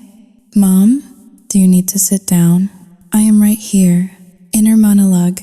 Get away from me. Your breath smells like mints and betrayal. You are standing on the grave of the man you murdered. You watched him gasp for air. You withheld his medicine. And now you are holding an umbrella over me like a shield? You are not shielding me from the rain. Mark, you are shielding yourself from suspicion. You want everyone to see how supportive you are. You want the narrative to be clear, the grieving widow and the strong, capable son-in-law stepping up to take the reins. The priest, Father O'Malley, was droning on about Robert's kindness, his generosity, his love for his community. I tuned him out. I was watching the crowd. Half the town was here. Business partners, charity committee members, neighbors who had ignored us after Mark's Facebook post. They were all here now, drawn by the spectacle of death. I saw them whispering behind their gloved hands. I saw the way they glanced at Mark with sympathy. Poor Mark. They were thinking, he has to take care of that senile old woman now. He has to clean up the mess. When the service ended, Mark stepped forward to deliver the final eulogy. He cleared his throat and looked out at the congregation. He wiped a non-existent tear from his eye. Robert was more than a father-in-law to me, Mark said, his voice trembling with practiced emotion. He was a mentor, a friend, a second father. He taught me about integrity. He taught me about family. And in his final moments, Xiao Yu, Jinghao, Ling. 2 hashes greater than Mark paused, looking down at his shoes before looking up bravely. In his final moments, I held his hand. I told him I would protect this family. I told him I would take care of Autumn, and I intend to keep that promise. No matter how hard the road ahead may be. A murmur of approval went through the crowd. Jessica, standing in the front row with the twins, let out a loud, theatrical sob. I felt sick, physically sick. The bile rose in my throat. Bitter and acidic, he was rewriting history in real time. He was claiming Robert's legacy before the body was even cold. After the burial, the procession moved back to our house for the wake. I had not wanted a reception. I wanted to lock the doors and scream until my voice gave out. But Mark had insisted. It is tradition. Autumn, he had said, people need to pay their respects. The house was filled with the smell of stale coffee and lilies. Strangers were tracking mud onto my Persian rugs. They ate the caterer's sandwiches and drank Robert's scotch. I sat in the corner of the living room, in Robert's favorite armchair, clutching a handkerchief I had not used. I was a statue. People came up to me, mumbled their condolences, and quickly moved away, uncomfortable with my stony silence. Mark was everywhere. He was the host. He was pouring drinks. He was shaking hands. He was accepting envelopes of money meant for the memorial fund. He looked energized. He looked like a chief executive officer who had just completed a hostile takeover. About an hour into the wake, Mark approached me. He was not alone. Beside him was a man I did not recognize. He was short, balding, with a suit that looked expensive but fit poorly. He carried a leather briefcase. Mom, Mark said, crouching down beside my chair so he was at eye level. This is Mr. Sterling. He is an attorney I have retained to help us with Xiao Yu Jinghao Ling. 2 hashes greater than the transition. I looked at Mr. Sterling. He had the eyes of a shark, dead, black, and constantly moving. Mrs. Reynolds, my condolences, Mr. Sterling said. His voice was oily. I hate to intrude on such a somber day, but there are some urgent matters regarding the estate that we need to discuss, given the circumstances. Time is of the essence. Not now, I said, staring straight ahead. My husband is not even cold. It is about the accounts. Mom, Mark whispered, with Robert gone, the banks are going to freeze everything. We need to make sure the mortgage is paid. We need to make sure you have access to cash. Mr. Sterling has prepared some paperwork to ensure there is no interruption in your care. My care? I turned my head slowly to look at him. I am perfectly capable of paying the mortgage. Mark, my name is on every account. Mark Hill. It was a sound of deep, weary patience, performed for the benefit of the guests nearby. Mom, please, do not make a scene. You know how confused you have been lately. With the stress, Xiaoyu Jinghao Ling. 2 hash is greater than, and the incident with Tyler. Xiaoyu Jinghao Ling. 2 hash is greater than. We just want to help. Let us go into Robert's study, where it is quiet, just for 5 minutes. He put his hand on my elbow. His grip was firm. It was not a suggestion. I stood up. I let him guide me through the crowd of mourners. I saw Jessica watching us from the buffet table. She caught my eye and gave me a small, tight smile. It was the smile of a woman who knows she has won. We entered the study. Mark closed the heavy oak doors, shutting out the hum of the wake. The room smelled of Robert's pipe tobacco. His reading glasses were still on the desk, right where he had left them. Mr. Sterling did not sit down. He walked to the desk and placed his briefcase on the leather blotter. He clicked the latches open.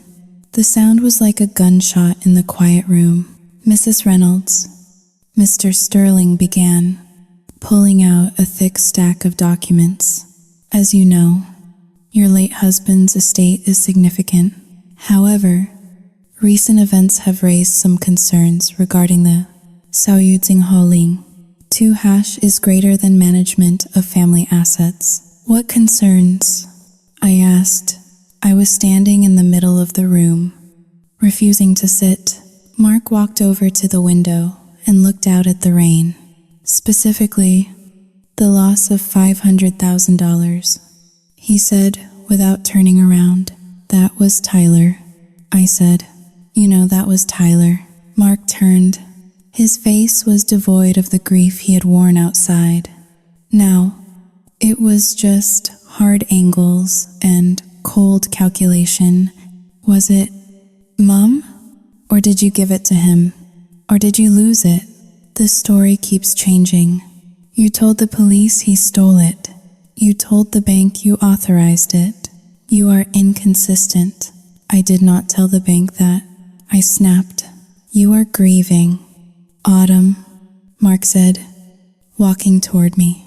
You are under immense strain. We have noticed Xiaoyu Jinghao Ling. 2 hash is greater than slips. Forgetting names. Getting lost in your own house. Acting irrationally. I stared at him. I had never been sharper in my life. What are you doing, Mark? I asked. My voice dropped to a whisper. I am protecting you, he said. Mr. Sterling slid the document across the desk. It was titled, Petition for Conservatorship of the Person and Estate. I looked at the words. I knew what they meant.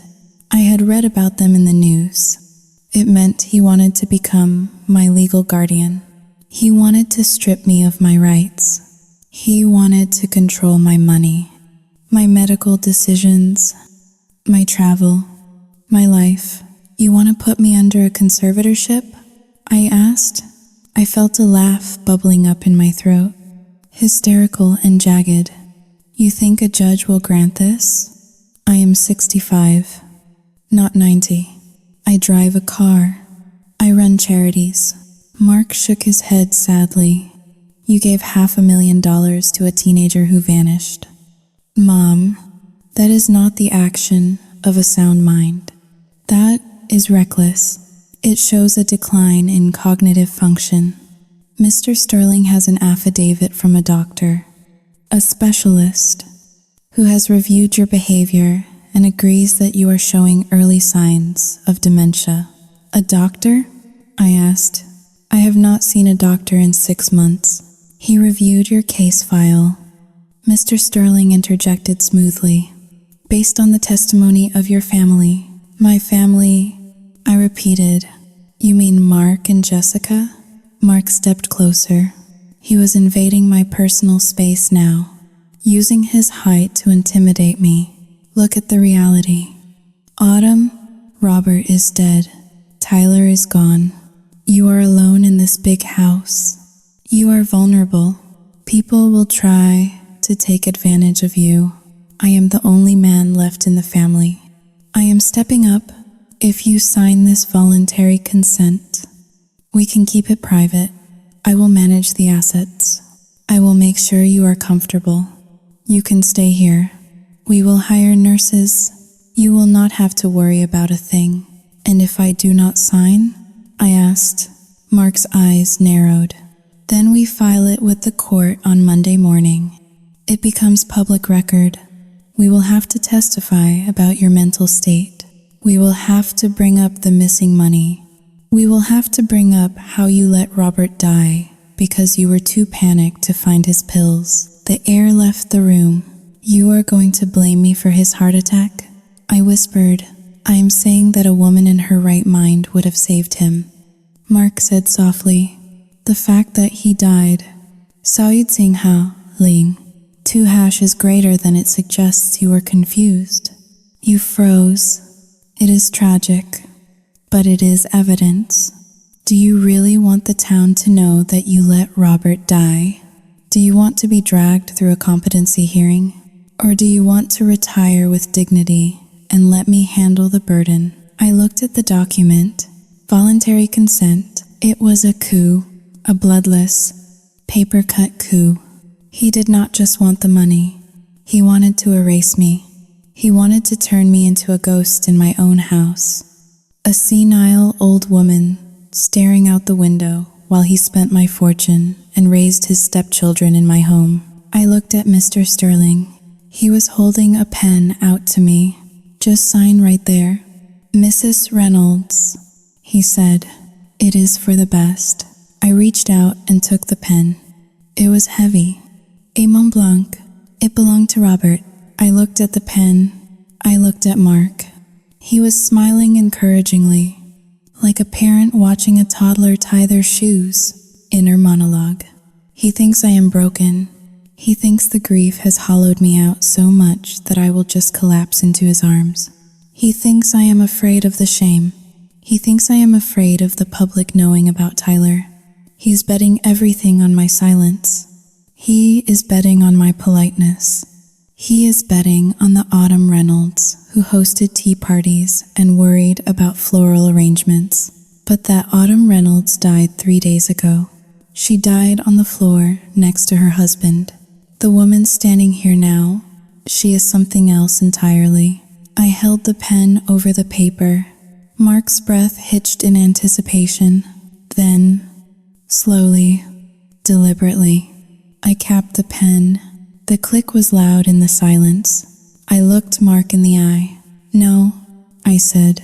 Mark's smile faltered. Excuse me? I said no. I repeated. My voice was not loud, but it was steady. It was the voice of iron. I will not sign your paper. I will not give you my home. I will not give you my freedom. Mom, be reasonable, Mark hissed, his face darkening. You are making a mistake. The court will destroy you. I will testify that you are insane. You can try, I said. I placed the pen back on the desk. You can file your petition. Mark, you can drag me into court. You can tell the judge whatever lies you have rehearsed with this cheap lawyer. But you are forgetting one thing. What is that? Mark sneered. I am not the one who is hiding things. I said. I picked up the petition for conservatorship and ripped it in half. The sound of the tearing paper was incredibly satisfying. I ripped it again and again until it was confetti. I let the pieces flutter down onto the Persian rug. You think you are smart, Mark. You think you have covered your tracks with Tyler.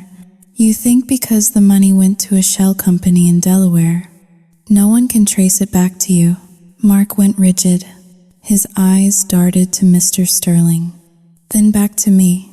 I do not know what you are talking about. I hired a forensic accountant 3 days ago. I lied. Well, it was not a lie that I hired him, but he had not found the link yet. But Mark did not know that. I wanted to see him sweat, and I have a private investigator looking into your consulting business. Mark's face lost its color. He took a step back. You are bluffing, he said. You are a crazy old woman. Maybe, I said, stepping toward him. I was not intimidated anymore. I felt a surge of adrenaline, cold and exhilarating. But if you file that petition on Monday, Mark, Xiao Jinghao Ling, 2# is greater than if you tried to take my freedom. Xiao Jinghao Ling, 2# is greater than I will unleash hell. I will spend every penny of Robert's estate to expose you. I will audit you. I will investigate you. I will make it my full-time job to destroy you. Get out of my house, I said. Mark stared at me. For the first time, I saw fear in his eyes. Not guilt. Fear. He realized he had miscalculated. He had cornered a wolf, thinking it was a sheep. This is not over. Autumn. Mark spat. You are going to regret this. You are going to die alone in this house. Get out, I screamed. The sound tore through my throat, raw and primal. Mark turned and stormed out of the study. Mr. Sterling grabbed his briefcase, looking flustered, and scrambled after him. I stood alone in the study. My heart was pounding against my ribs like a trapped bird. My hands were shaking, but not from grief, from rage. I walked to the desk and picked up the phone. I dialed the number for Mr. Vance, my private investigator. It was Sunday. I did not care. "Ence," I said when he answered. "Mrs. Reynolds? It is Sunday. I am at a barbecue. I do not care about your barbecue." I said, "I want you to work faster. I want you to find Tyler. I do not care where he is. I do not care how much it costs. Find my grandson. He is the key." "What happened?" Vance asked. "The war just started," I said, "and I need a witness." I hung up the phone. I walked to the window and watched Mark's car peeling out of the driveway, spraying gravel. Jessica was in the passenger seat, looking back at the house with a confused expression. I placed my hand on the cold glass. Inner monologue. You want to call me crazy, Mark? You want to say I am incompetent? Fine. I will show you exactly what a crazy, incompetent old woman can do. You took my money. You took my grandson. You took my husband, but you made a fatal error. You left me alive. I turned away from the window. The wake was still going on outside. I had to go back out there. I had to shake hands. I had to eat sandwiches. I had to pretend. But now, I had a mission. I walked to the mirror hanging on the wall. I lifted my veil and looked at myself. My eyes were red-rimmed, my skin pale. But there was something new in my expression. A hardness, a jagged edge. I fixed my hair. I lowered the veil. I opened the study doors and walked back into the funeral reception. I am ready, I whispered to the ghosts in the room. I am ready for the fight. Gossip in a wealthy town spreads faster than a brush fire, and it is twice as destructive. By Monday morning, 3 days after the funeral, I had become the villain in my own life story. Mark had not wasted a single second. He had filed the petition for conservatorship at the county courthouse first thing in the morning. And somehow, the local gossip blog, Greenwich Whispers, had obtained a copy by lunch. The headline was brutal. Local matriarch struggles with dementia. Family seeks control after grandson vanishes with $500,000. I did not leave the house, but the world found ways to reach me. My phone rang incessantly, not with condolences, but with concerned inquiries. The chairwoman of the Botanical Garden Committee called to suggest that I take a sabbatical from the board to focus on my health. The pastor at St. Mary's sent an email offering spiritual counseling for confusion and elder distress. They did not see a grieving widow fighting for her dignity. They saw what Mark wanted them to see: a senile old woman who had lost her mind and her money, a liability that needed to be managed by the capable, long-suffering son-in-law. I sat in the kitchen, drinking cold coffee, watching the mailman hesitate before shoving envelopes into my mailbox. Even he looked at the house differently now. It was no longer a pillar of the community. It was a crumbling ruin. My isolation was absolute. Mark had effectively quarantined me from society without ever changing the locks. Then, the burner phone rang. I had bought a prepaid phone at a pharmacy 2 towns over, paying in cash, just as Mr. Vance had instructed. He said it was paranoid.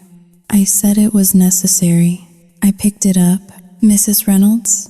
Vance's voice was gravelly, accompanied by the sound of wind and traffic. "Do you have him?" I asked. My hand gripped the counter edge. "I have him," Vance said. "He is not in Europe.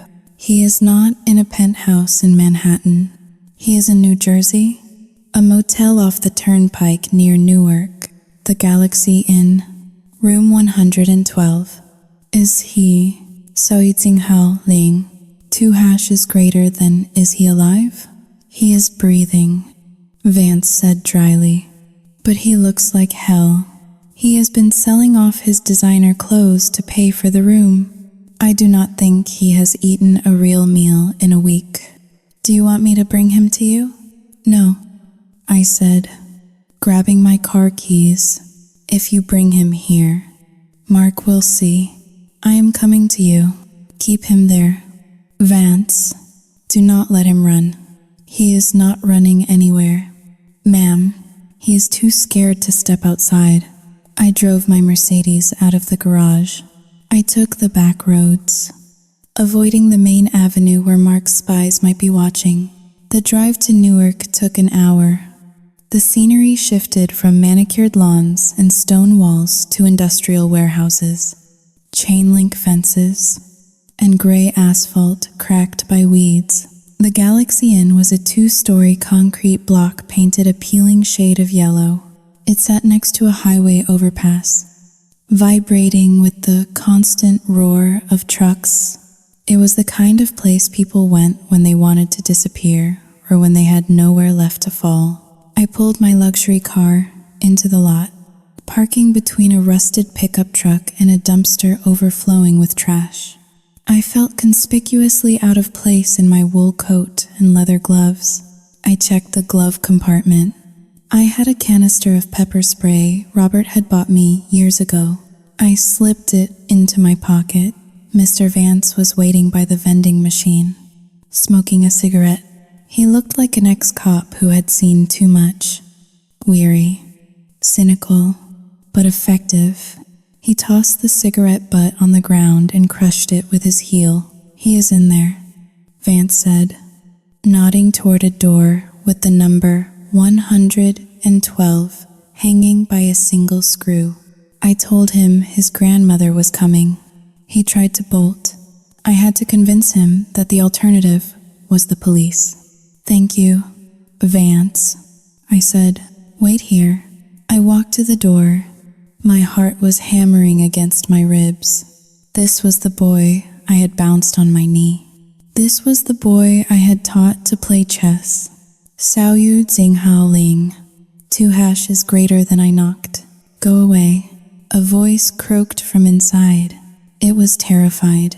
Tyler. I said, open the door. It is Grandma. Silence. Then, the sound of a chain sliding. A lock turning. The door opened a crack. An eye peered out, bloodshot and surrounded by dark circles. Are you alone? He whispered. Xiaoyu Xinghao Ling. Ketu. Yes. He opened the door wide enough for me to slip inside, then slammed it shut and locked it immediately. The room smelled of stale beer, cheap pizza, and unwashed bodies. The curtains were drawn tight, blocking out the afternoon sun. On the single, sagging bed lay a pile of clothes. Tyler stood with his back to the wall, shaking. He looked terrible. He had lost 20 pounds. His face was gaunt, covered in patchy stubble. He was wearing a stained t-shirt and sweatpants. He looked nothing like the arrogant young man who had written me that email. He looked like a child who had touched a hot stove and was still screaming on the inside. Tyler, I said softly. He flinched. I do not have the money. Grandma, I do not have it. It is all gone. You can send me to jail. I do not care. Just do not tell Dad I lost it. Please. He will kill me. I froze. What do you mean? Do not tell Dad? Mark told us you lost it. He told us you gambled it away on crypto futures and margin calls. Tyler looked at me, confused. What? No, I did not gamble anything. I invested it, like he told me. Sit down, Tyler, I commanded, pointing to the bed. He sat, wringing his hands. Tell me exactly what happened. I said, from the beginning, no lies. If you lie to me, I walk out that door and I leave you here to rot. If you tell me the truth, I can help you. Tyler took a deep breath. A tear leaked out of his eye and tracked through the grime on his cheek. It started on my birthday, he began, his voice trembling. Dad gave me that book. Later that night, he took me for a drive. He told me about the trust. He said you were controlling me. He said you used money to keep people on a leash. He said if I wanted to be a real man, I had to take that capital and multiply it. And the company? I asked. Future Horizon Capital? Dad set it up. Tyler said. He told me it was a special purpose vehicle, a secure investment fund run by his old business partners in Delaware. He said they had an algorithm that guaranteed 200% returns in 6 months. He showed me the charts. Grandma, they looked real. So you transferred the money? I said. He stood over my shoulder while I did it. Tyler whispered. He typed in the routing numbers. He said we had to move fast before you found out and froze the account. He said it was our secret, a father-son empire. And then, Xiaoyu Xinghao Ling, 2 hashes greater than nothing. Tyler said, putting his head in his hands. A week later, I asked him for a login to see the account. He said the system was updating. Then he said there were regulatory holdups. Then, the day I left for Yale, he called me. He was screaming. He said the market crashed. He said the liquidity was gone. He said the partners had vanished. Tyler looked up at me, his eyes wide with fear. He told me it was my fault. He said I signed the papers, so the feds would come after me for fraud. He said if I stayed at Yale, the police would arrest me in the dorms. He told me to run. He said I had to disappear until he could fix it.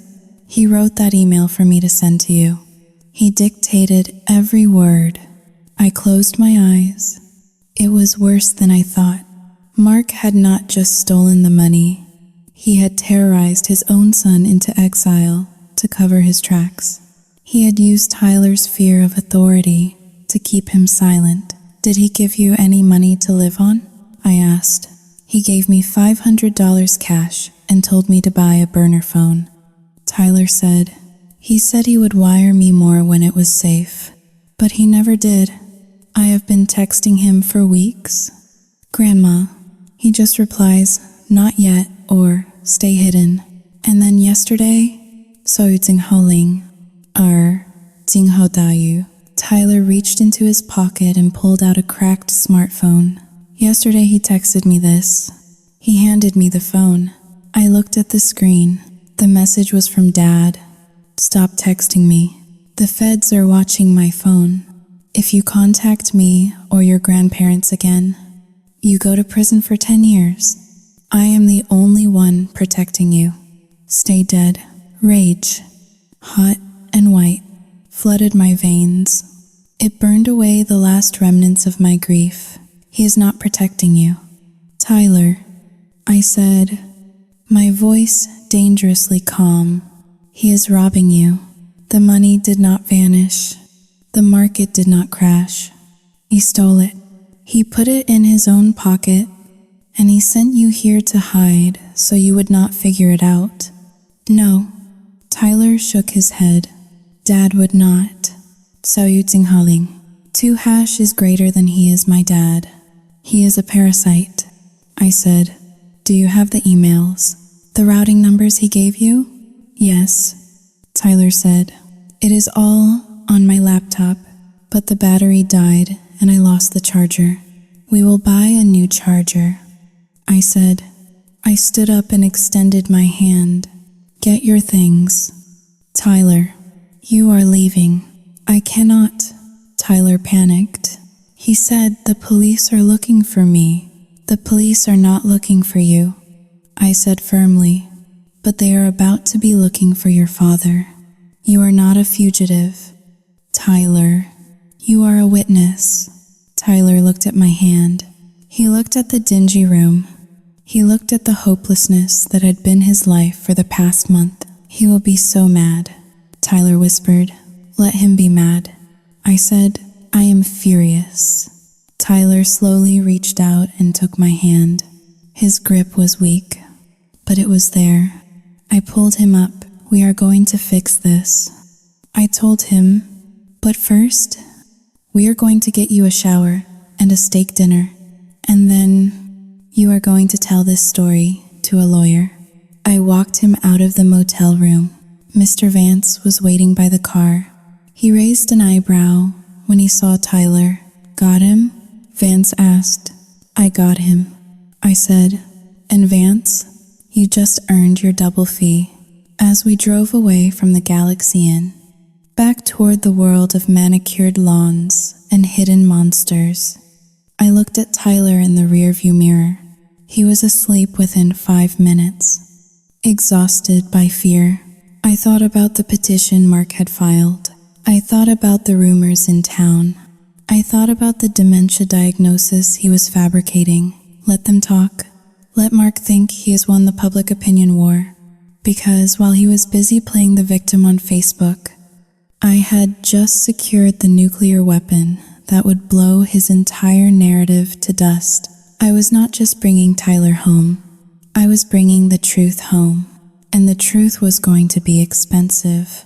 The Stamford Superior Court was a building designed to intimidate. Its high ceilings, mahogany benches, and echoing marble hallways were meant to remind you that you were small and the law was a giant.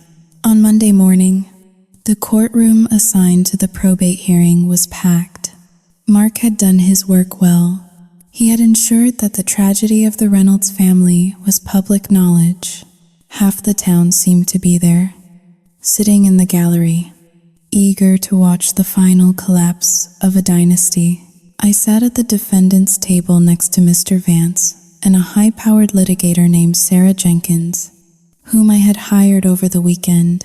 I wore a navy blue suit, pearls, and my reading glasses. I did not look like a woman descending into madness. I looked like a woman preparing to preside over a board meeting. Across the aisle, Mark sat with Mr. Sterling. Mark looked impeccable in a charcoal suit, his face a mask of sorrowful duty. Jessica sat behind him, clutching a tissue, occasionally dabbing at dry eyes. They were the picture of a concerned family forced to take drastic measures to protect their elderly matriarch. Inner monologue. Look at him. He is confident. He thinks Tyler is still shivering in a motel room in New Jersey. He thinks I am here to beg for my freedom. He has no idea that the floor is about to drop out from under him.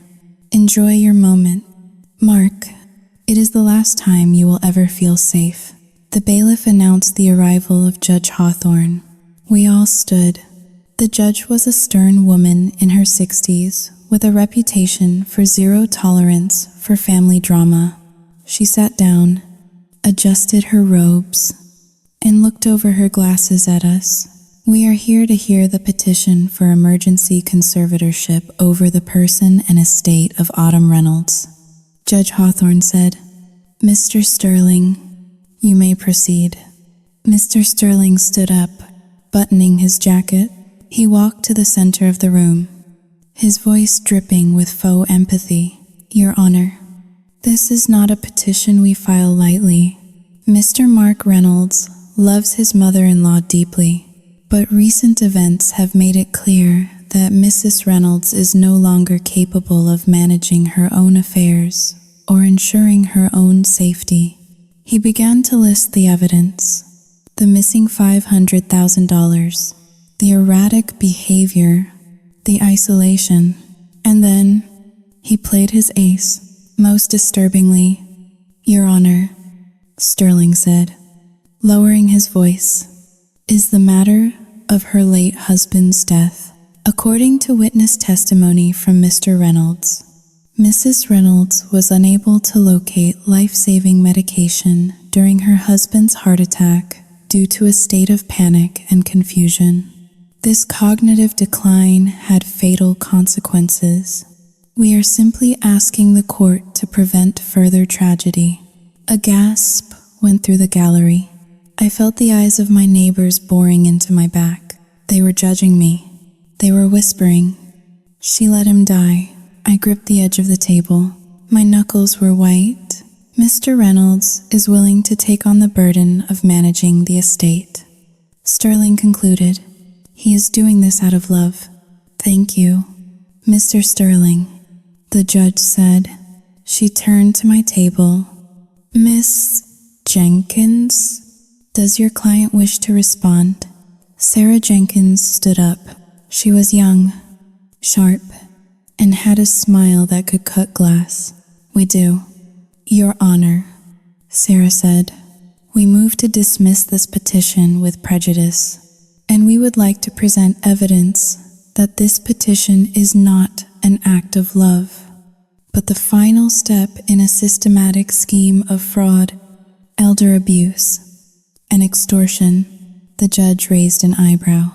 Those are serious accusations. Counselor, we have serious proof, Sarah said.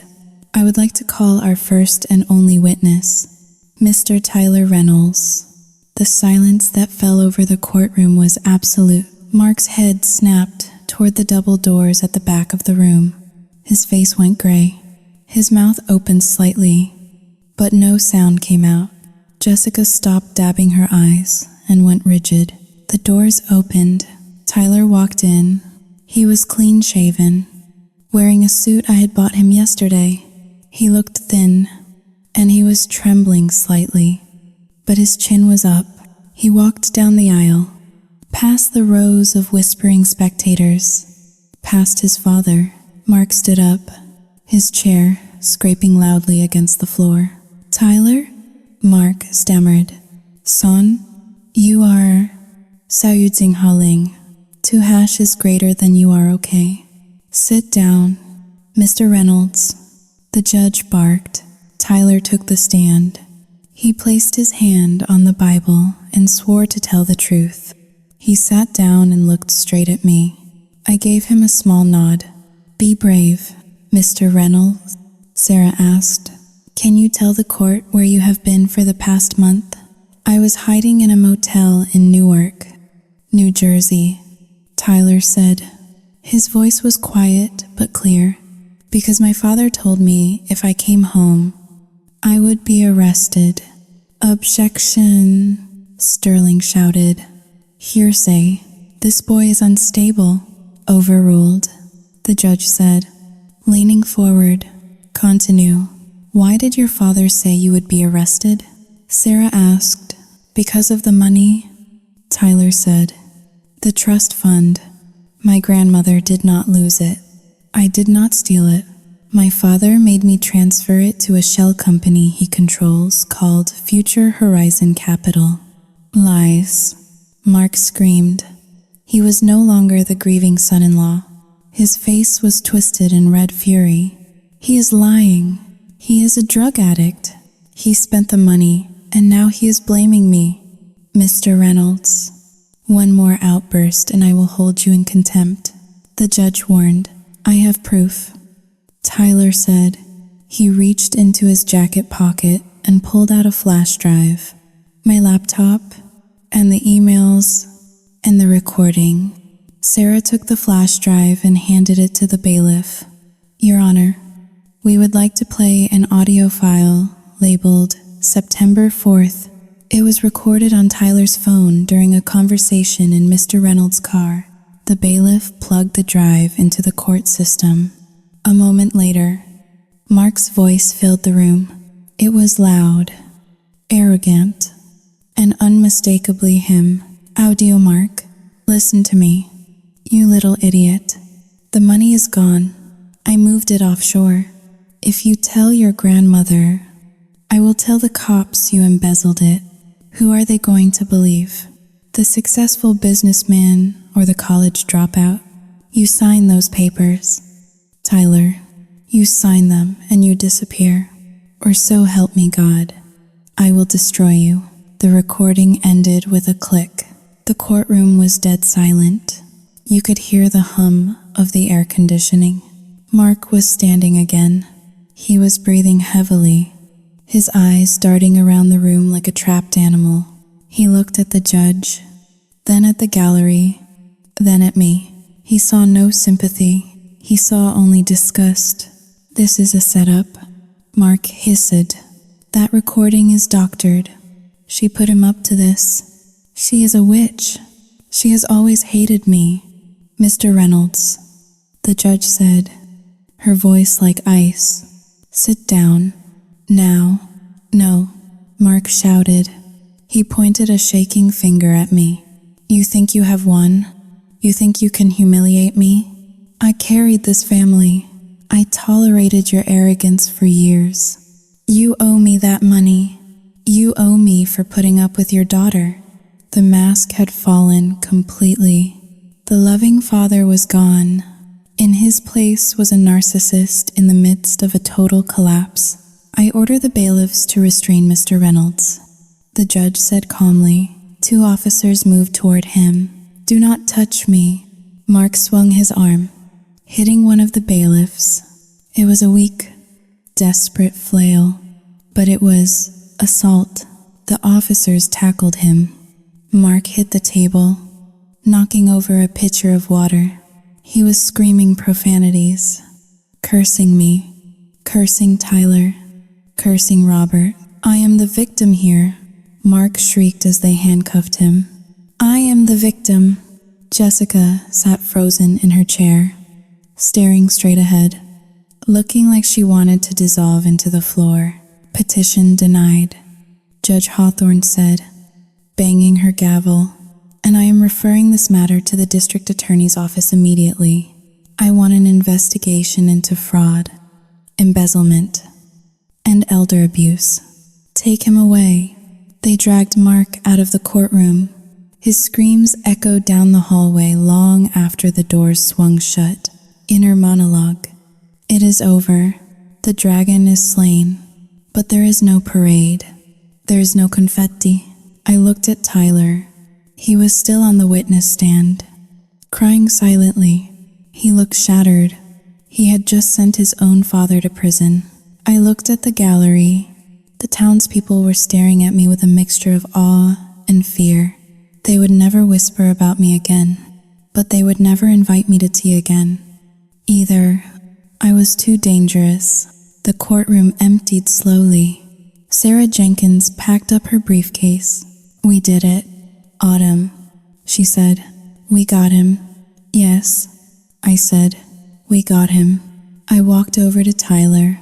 He stood up and looked at me, unsure if he should hug me. I pulled him into my arms. He felt thin and fragile. "I am sorry, Grandma." He sobbed into my shoulder. "I am so sorry." "It is okay," I whispered, stroking his hair. "It is over now." But as I held him, I looked over his shoulder at the empty seat where Mark had been. The victory tasted like ash. I had saved my money. I had saved my reputation. I had saved my grandson from a life on the run. But Robert was still dead, and the family he had loved so much was reduced to wreckage. Mark was going to prison. Jessica would likely flee with the twins, poisoning them against us forever. Chloe would grow up knowing her grandmother put her father behind bars. This was the aftermath. The adrenaline of the battle was fading, leaving behind a vast, cold emptiness. We walked out of the courthouse into the bright, blinding sunlight. Reporters were waiting at the bottom of the steps, microphones thrust forward like spears. "Mrs. Reynolds, Mrs. Reynolds, how do you feel? Is it true your son-in-law stole $500,000? What do you have to say to your family?" I stopped on the top step. I adjusted my sunglasses. I looked at the cameras, then at Tyler standing beside me. Head bowed. "No comment," I said. I took Tyler's arm and led him to the car. We got in and closed the doors, shutting out the noise of the world. "Where are we going?" Tyler asked, wiping his eyes. "Home," I said, but as the car pulled away, I wondered if that word meant anything anymore. A house is just wood and stone. A home is the people inside it. And looking at the empty seat next to me, where Robert used to sit, I realized I was returning to a museum, not a home. Mark was gone, but he had taken the warmth with him. The snow outside my window at the Oaks has turned to gray slush. It is the ugliest part of winter, the time when the pristine white cover melts away to reveal the dead grass and mud underneath. It has been 2 years since the gavel fell in that courtroom. 2 years since I sat on the witness stand and watched the bailiffs drag my son-in-law away in handcuffs. I won. That is what Sarah Jenkins told me in the hallway afterward. She hugged me and told me it was a total victory. We had recovered the remaining funds. We had put a predator behind bars. We had secured the estate. But sitting here now, in this expensive wheelchair, listening to the hum of the oxygen machine down the hall, I have to ask myself what victory actually looks like. Mark is currently serving a 12-year sentence in a federal penitentiary in upstate New York. The district attorney added charges of attempted extortion and insurance fraud to the pile. I heard from a mutual acquaintance that he works in the prison laundry. The man who wanted to be a venture capitalist is now folding sheets for 12 cents an hour. Jessica filed for divorce exactly 48 hours after the verdict. She claimed she was a victim of his manipulation too. She took the twins, Liam and Sophia, and moved to Arizona to live with her sister. I send them checks on their birthdays, $500 each. They never cash them. I think Jessica burns them. It is her way of keeping her dignity, or perhaps her way of protecting them from the toxic Reynolds money. And then there is Tyler. My grandson did not go back to Yale. He did not go back to any college. The shame of what happened, the public humiliation of testifying against his own father, broke something inside him that no amount of tuition could fix. He lives in Seattle now. He works for a landscaping company. He spends his days cutting grass and trimming hedges, doing hard, physical labor that leaves him too exhausted to think. He visits me once a year. He sits in the chair where you are sitting now, twisting his cap in his hands. We talk about the weather. We talk about the Seahawks. We never talk about Mark. We never talk about the money. The trust fund was restored, but Tyler refuses to touch it. He calls it blood money. He says he wants to earn his own way, dollar by dollar. I respect him for it, but it breaks my heart to see his rough hands and the sadness that never leaves his eyes. He is 20 years old, going on 50, and Chloe, my sweet granddaughter Chloe, she never forgave me. To her, I am not the woman who saved the family. I am the monster who put her daddy in a cage. She is 16 now. She lives with her mother's cousin in Vermont. Mark writes her letters from prison, poisoning her mind with stories of how I framed him. I have not heard her voice in 700 days. Inner monologue. This is the price. This is the bill that comes due at the end. I wanted to control everything. I wanted to use my money to build a wall around my family, to keep them safe from the world and from each other. But walls do not just keep people out, they keep people in. My secrecy about the trust fund created the shadow where Mark could hide. My arrogance made me think I could outsmart a con man without consequences. I thought I was the hero of this story, but look at me. I am just the survivor. And survivors are often the loneliest people on earth. The door to my room opens. It is the night nurse, a kind woman named Brenda. Time for your medication. Mrs. Reynolds, she says cheerfully, and then lights out. Just a moment. Brenda, I say. I pick up the picture frame on my bedside table.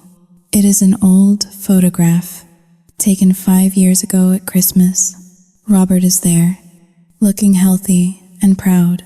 Tyler is smiling, wearing a goofy Santa hat. Chloe is hugging me. Even Mark looks decent, his hand resting on Jessica's shoulder. We look like a family. We look happy. It was all a lie. Of course, the rot was already there, festering beneath the smiles. But it was a beautiful lie, and sometimes, in the dark of the night, I wish I could go back to it. I wish I could buy that lie back, but I cannot. I am the woman with millions in the bank and no one to leave it to. I am the woman who won the war and inherited a graveyard. I place the photo face down on the table. I am ready. I tell the nurse. She hands me the pill and a cup of water. I swallow it. It tastes bitter, like old pennies. Good night, Mrs. Reynolds, she says, turning off the lamp. Good night. I whisper to the darkness. The room goes black. Outside, the wind rattles the window pane, searching for a way in. I pull the blanket up to my chin and close my eyes, waiting for sleep, waiting for silence, waiting for the day I can finally see Robert again and ask him if I did the right thing. But the silence does not answer. It never does.